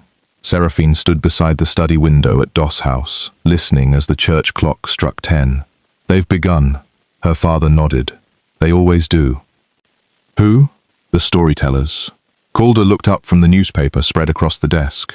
"There are 4 different editions." Oliver frowned. 4? Each one changes the details. He laid them side by side. One claimed Calder had vanished after robbing the county archive.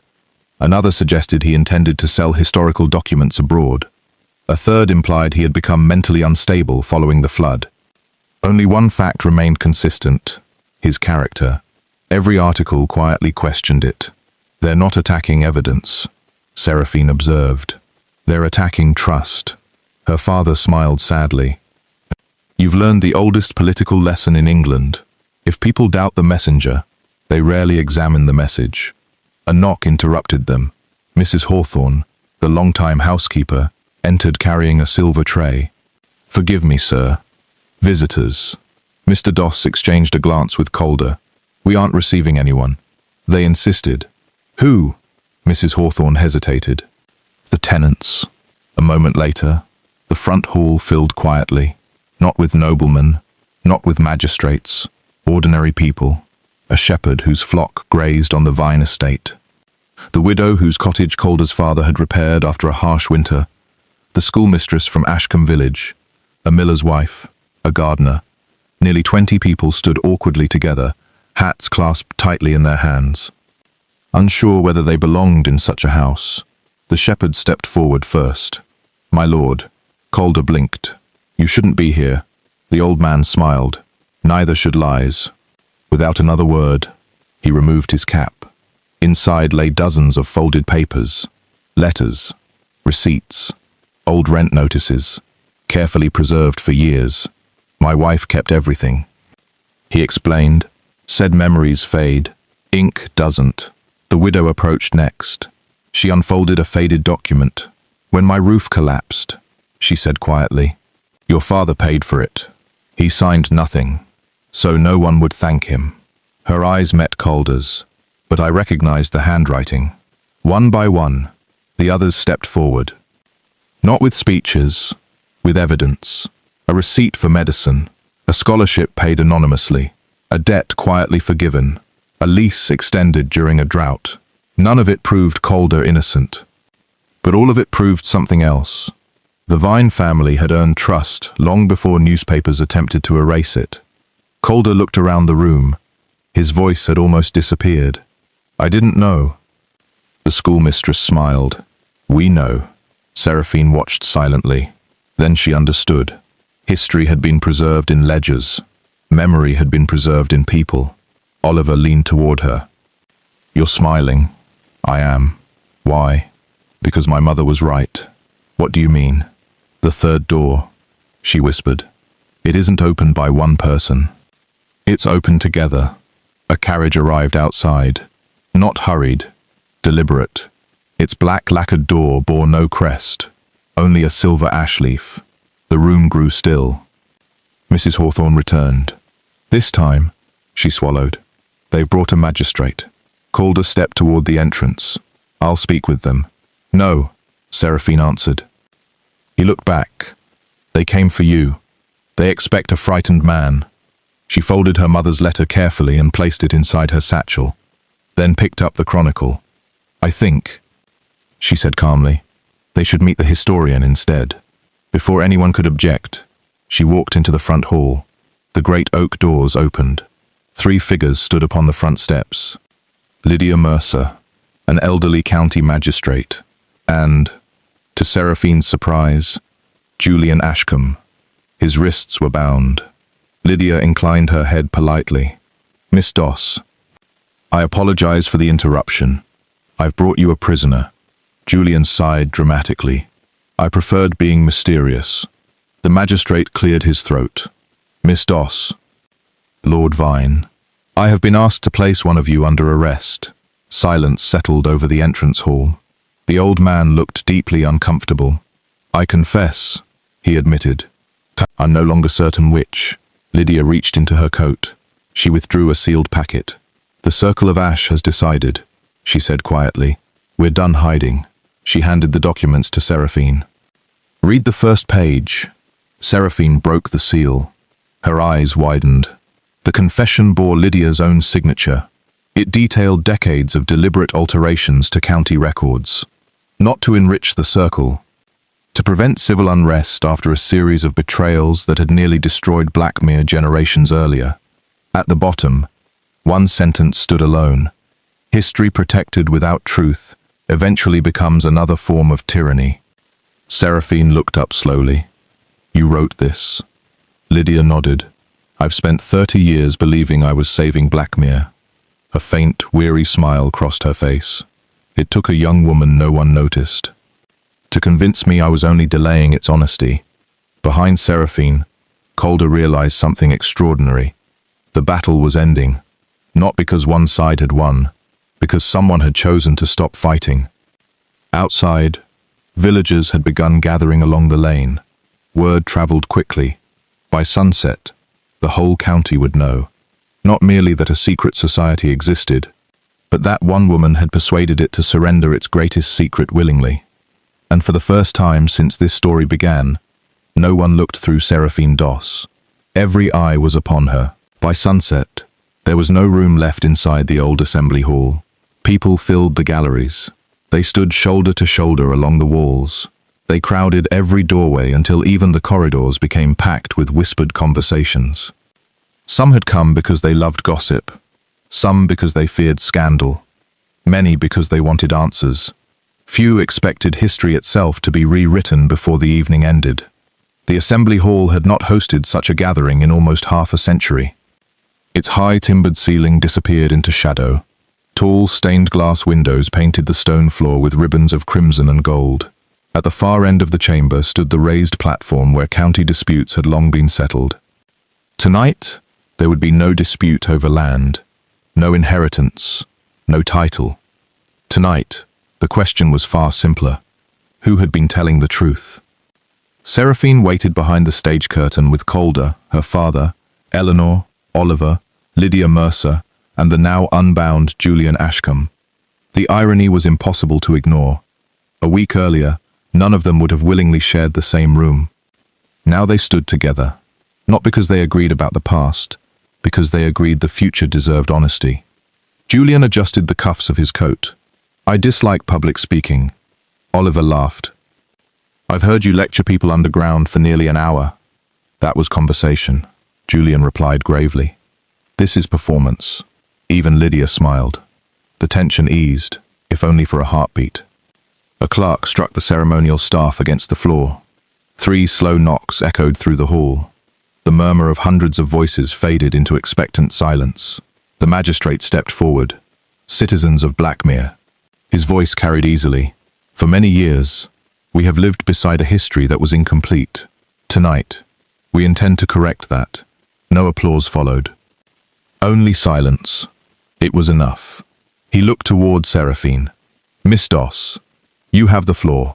She had addressed no audience larger than a literary society. 20 people. Perhaps 30. Now, hundreds watched her. Some curious, some skeptical, some openly doubtful. Her hands remained steady, not because she was fearless, because her mother's letter rested inside her pocket. She began quietly. "My name is Seraphine Doss." A few people nodded politely. Most already knew. "For 3 years, I attended your dinners, your concerts, your harvest festivals. I listened, I took notes, and almost no one remembered I was there." A ripple of uncomfortable laughter moved through the hall. Several noblemen lowered their eyes. "I thought," she continued gently, "that I was invisible." She smiled faintly.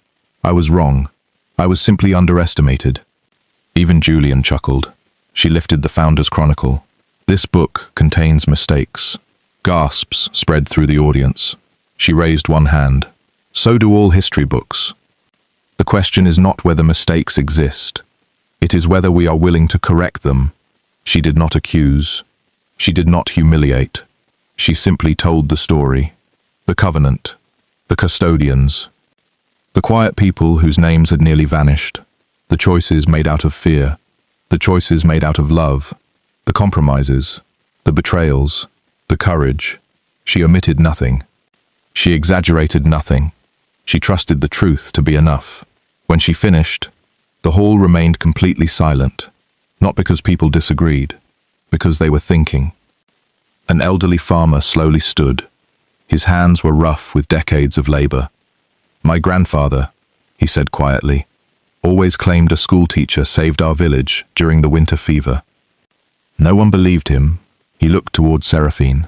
Her name was Margaret Ellis. Eleanor smiled. One lantern in the Hall of Keepers had just been remembered. Then another voice rose. My mother spoke of Hannah Vine. A widow near the front clasped her hands tightly. She paid my grandmother's rent.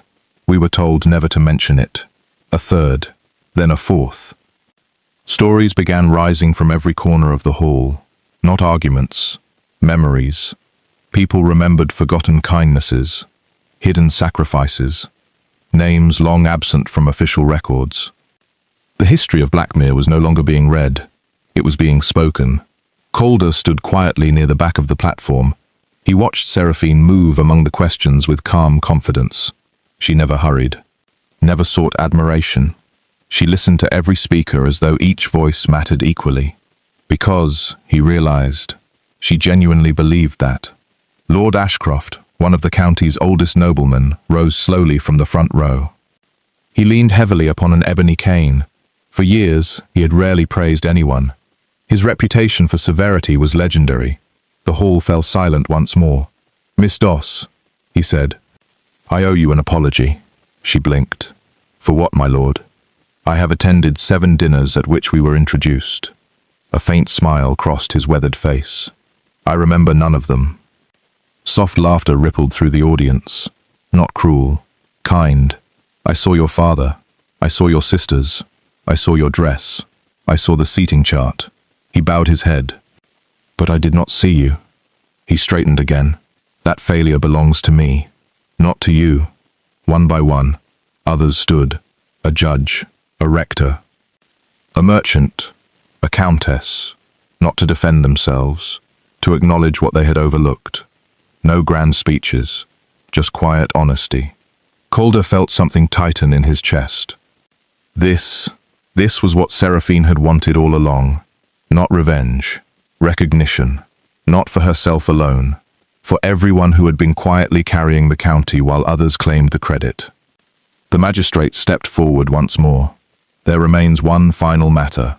He unfolded a parchment bearing the county seal. "By unanimous agreement of the Council of Blackmere, we hereby establish the office of County Historian." A murmur spread through the room. "The office shall remain independent of every noble family, independent of the courts, independent of politics. It shall preserve records exactly as they occurred, without alteration, without favor, without fear." He smiled. "There seems only one suitable person to offer it to." Every face in the hall turned toward Seraphine. The same people who had once looked past her now waited for her answer. She was silent for a long moment. Then she surprised everyone, including Calder. "I will accept," she said softly. "But only," she looked around the hall, "if the first names added to the official record are not mine." She opened the chronicle, to the blank pages at its end. "I would like to begin," she smiled gently, "with the ordinary people." The entire hall rose to its feet, not because tradition required it, because gratitude did. Calder did not applaud immediately. He simply watched her. The woman he had once passed without noticing now stood exactly where history had always intended her to be, and he wondered how he had ever mistaken quietness for absence. The assembly hall emptied slowly. History, Seraphine reflected, had a curious weight. People did not rush away from it. They lingered in small groups beneath the stained glass windows, speaking in quieter voices than they had arrived with. Arguments had softened into conversations. Rumors had become questions. And questions, she had always believed, were the beginning of wisdom. Outside, dusk settled gently across Blackmere. The rain had washed the cobbled streets clean. Lanterns glowed in shop windows.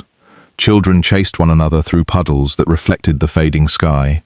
Life, astonishingly, continued, even after the truth. Seraphine remained alone inside the now empty hall, not entirely by choice. She had wanted a few minutes before returning to congratulations, appointments, and responsibilities. The newly established office of county historian already felt less like an honor than a promise. Promises deserved quiet beginnings. She walked slowly between the rows of empty benches. A forgotten ribbon lay upon one seat. Someone's glove rested on another. The ordinary traces people left behind fascinated her. History was often hidden in what others overlooked. "You've started working already." Calder's voice echoed softly from the entrance. She turned. He had removed his formal coat. His sleeves were rolled neatly to his forearms. For perhaps the first time since they had met, he looked less like a lord and more like a man. "I was thinking," she answered. "I noticed." He smiled. "You usually are." For a while they simply walked together through the empty hall. Neither hurried to speak. The silence between them had changed over the past weeks. Once, it had been built from unfamiliarity. Now, it was built from comfort. Calder stopped beside one of the tall windows. Moonlight silvered the glass. "I owe you another apology." She laughed quietly. "You're collecting them." "I deserve that." He folded his hands behind his back. "When we first met," she raised an eyebrow. "The first time you actually remember?" "Yes." He accepted the correction with a smile. "I believed I had failed because I hadn't noticed your face. And now?" He looked out over Blackmere. "I've realized something." "What?" "I wasn't failing to see one woman. I was failing to see the world." She said nothing, because there was nothing to improve in that answer. "You changed that," he continued. "You never asked me to become someone else. You simply kept showing me what I had missed." Seraphine leaned lightly against the window frame. "My father once told me," she smiled, "that love is often mistaken for admiration." Calder looked toward her. What did he mean? He said admiration notices extraordinary moments. She paused. Love notices ordinary ones. Calder thought about that, then quietly laughed. "I think I've been in trouble for rather a long time." She laughed too. "Perhaps." He reached into the inner pocket of his waistcoat. For one impossible second, Seraphine wondered whether he carried a ring. Instead, he withdrew a folded piece of paper. Old, carefully preserved. "My father's last letter," he explained. "I finished reading it." She looked at him curiously. "There was more?" He nodded. "I stopped too soon."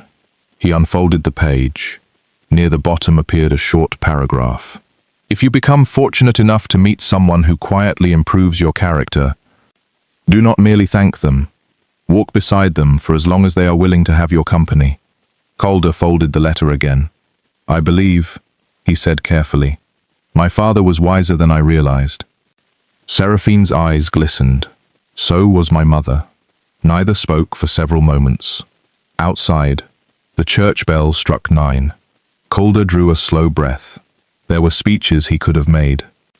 Poems, declarations, grand promises worthy of novels. None felt right. Seraphine had never loved performances. She trusted sincerity. So he asked only one question. "Would you allow me," he said quietly, "to walk beside you?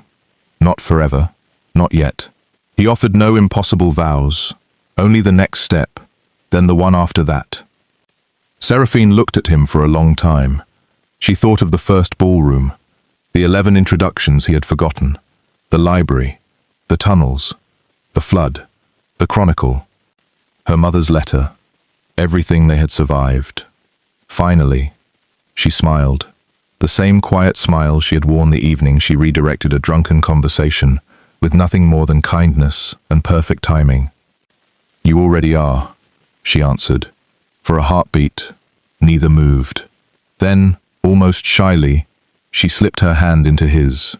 It was not dramatic. No orchestra. No audience. Only warm fingers meeting beneath centuries-old stained glass. Calder looked down briefly, then back at her. "I nearly missed the most remarkable person in Blackmere." She squeezed his hand gently. "No," she whispered. "You were simply late." Together they stepped out of the assembly hall, not as a lord and a historian, not as a guardian and a custodian. Simply, two people walking the same road. Behind them, unnoticed by either, the elderly caretaker extinguished the final lantern. He smiled to himself. He had watched hundreds of meetings inside that hall across 50 years. Political alliances, business agreements, family reconciliations. He had learned something. History always remembered the loud moments. Life rarely did. 3 weeks passed. For the first time in months, Blackmere knew peace.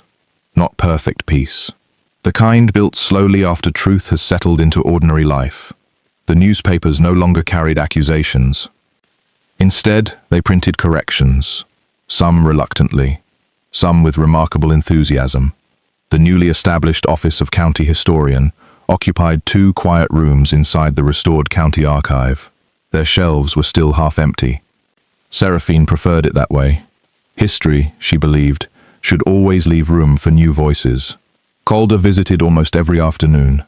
Officially, to assist with estate records. Unofficially, because he found himself inventing reasons to see her. Once he arrived carrying 3 ledgers that could easily have waited until spring. Another day he appeared with a single question about an 18th century boundary dispute.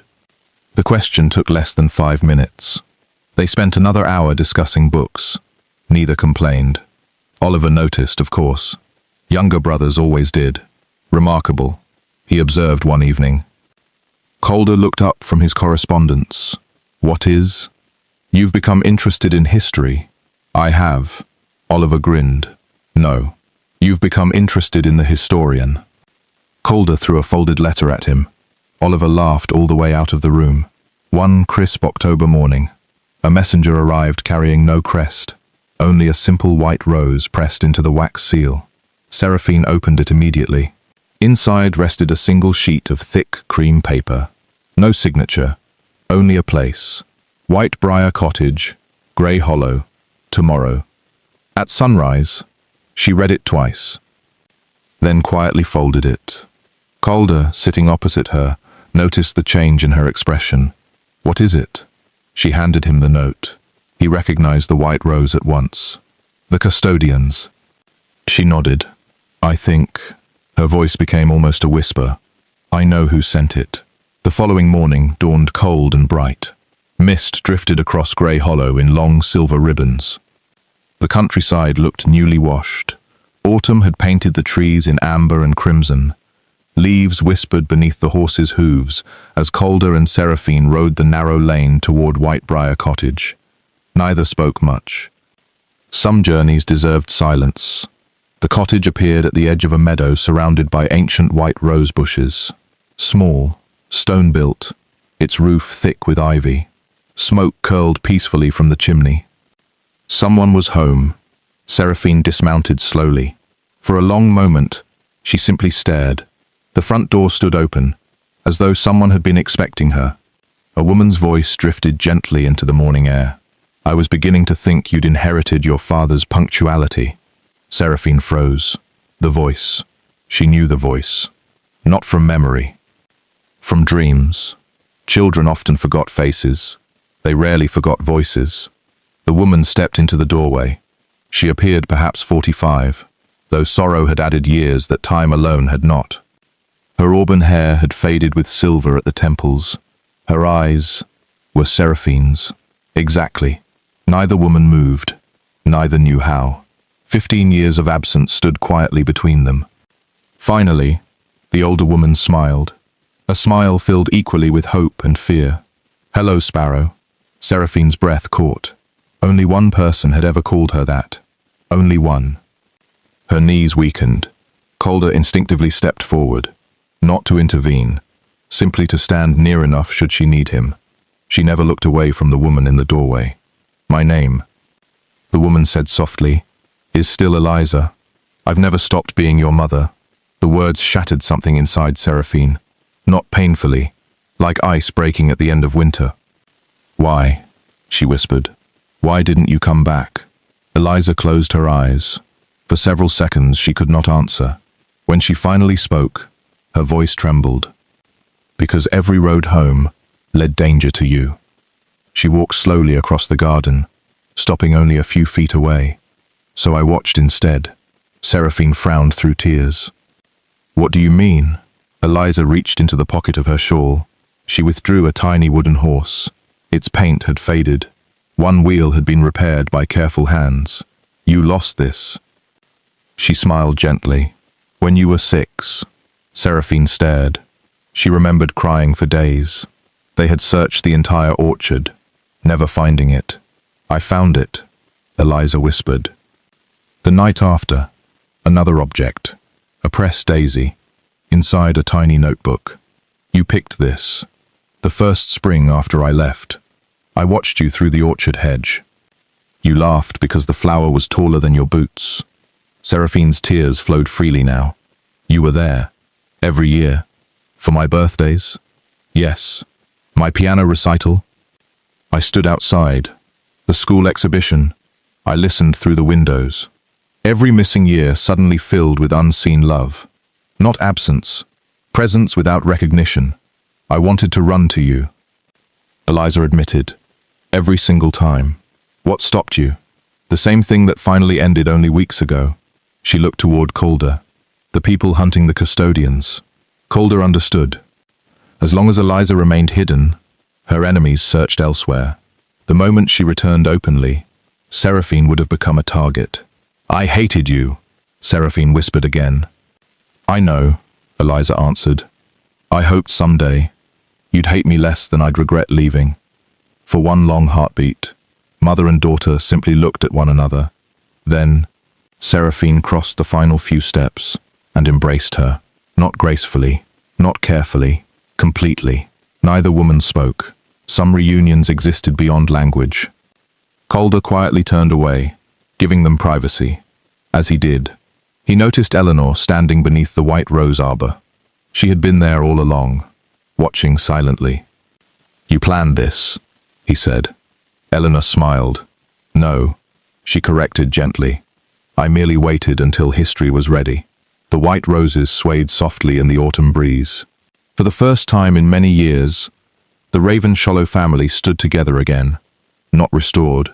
Families never returned unchanged, but reunited. And sometimes, that was the greater miracle. 5 years later, the bells of Blackmere rang once again. Not in warning, not in mourning. In celebration. The county looked different now, not dramatically. The oldest changes rarely announced themselves. They accumulated quietly, year after year, until one morning people realized they no longer lived in quite the same world. The restored county archive had doubled in size. School children visited every Thursday. Farmers donated family journals once kept hidden in attic chests. Housekeepers brought recipe books filled with handwritten notes from generations of women whose names had never appeared in official records. Former servants contributed diaries. Village midwives entrusted birth registers. Blacksmiths donated apprentices' notebooks. For the first time in Blackmere's history, ordinary lives occupied the finest shelves. Exactly where Seraphine believed they belonged. The old hall of keepers beneath Ravenshollow remained sealed, not abandoned, protected. Only a handful of people knew how to reach it. Fewer still ever asked. The chronicle rested there once more, no longer hidden by fear, simply preserved with care. Its final pages continued to grow. Each year another forgotten name was restored. Each year another quiet act of kindness found its place beside kings, estates, and treaties. History had become more honest, not because it had become perfect, because people had finally accepted that perfection had never been the goal. Truth was, Lydia Mercer never stood trial. Many expected imprisonment, others demanded it.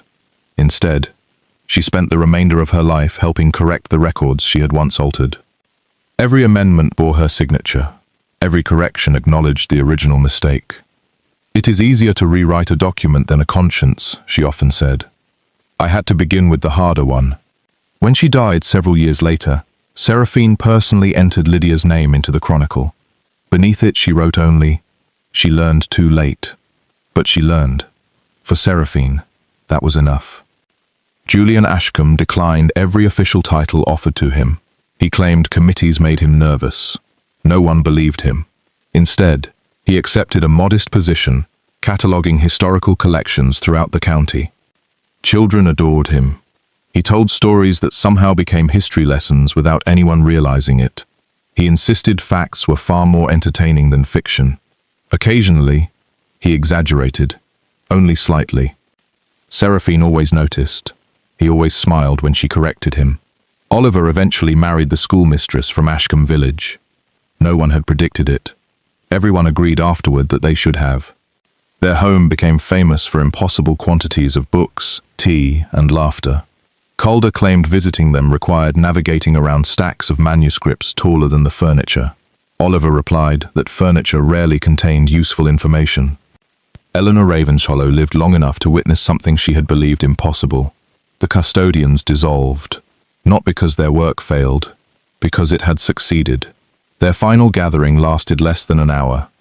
No ceremonies, no dramatic speeches, only old friends closing a chapter that no longer needed guarding.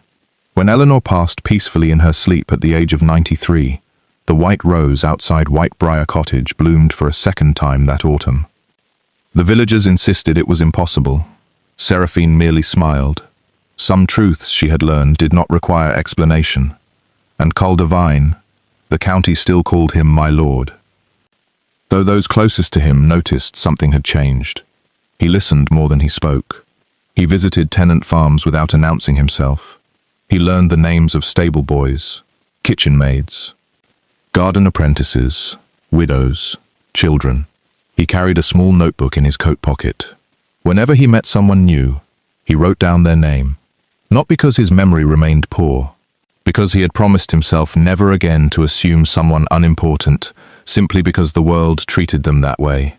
People laughed affectionately about his notebook. He never minded.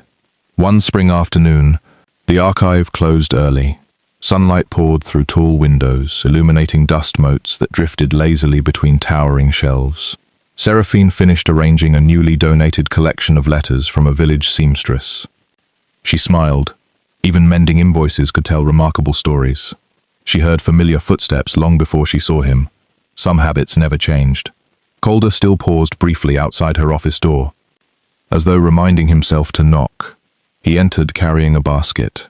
"You're late," she said without looking up. "I know," he answered. "I stopped to speak with Mrs. Ellis." "The baker?" "She wished me to settle an argument." Seraphine laughed. "About what?" "Whether plum tarts should cool before icing.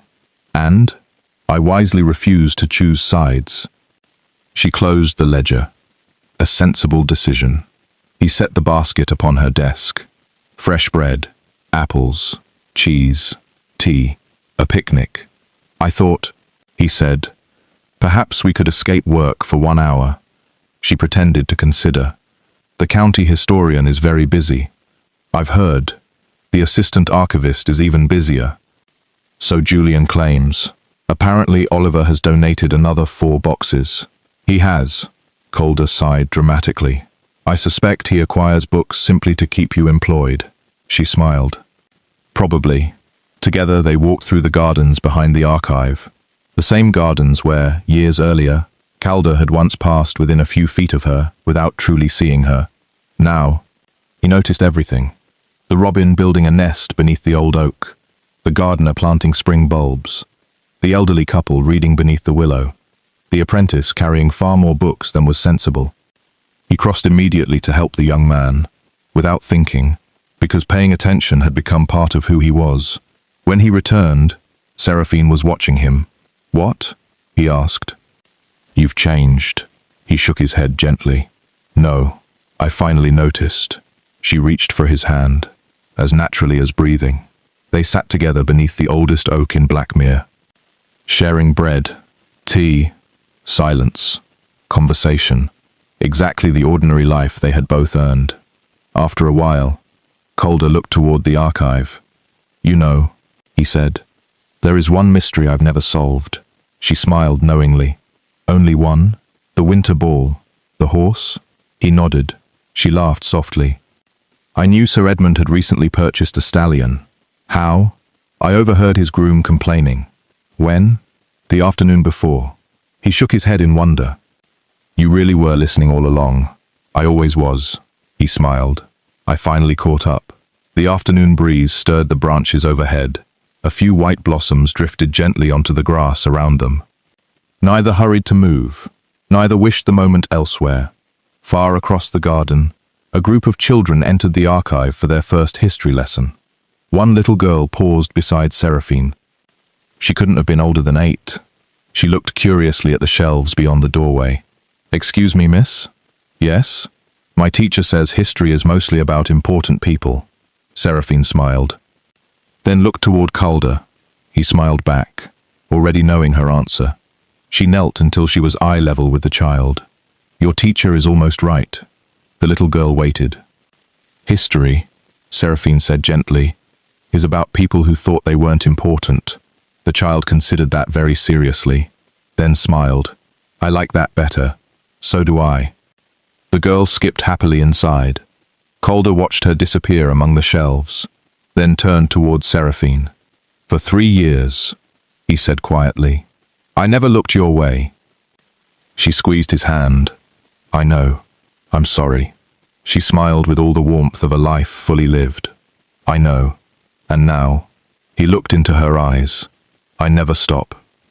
She leaned gently against his shoulder as the bells of Blackmere rang across the valley, not announcing an ending, but a beginning that had quietly started years earlier, the moment one invisible woman decided that being overlooked could become her greatest strength.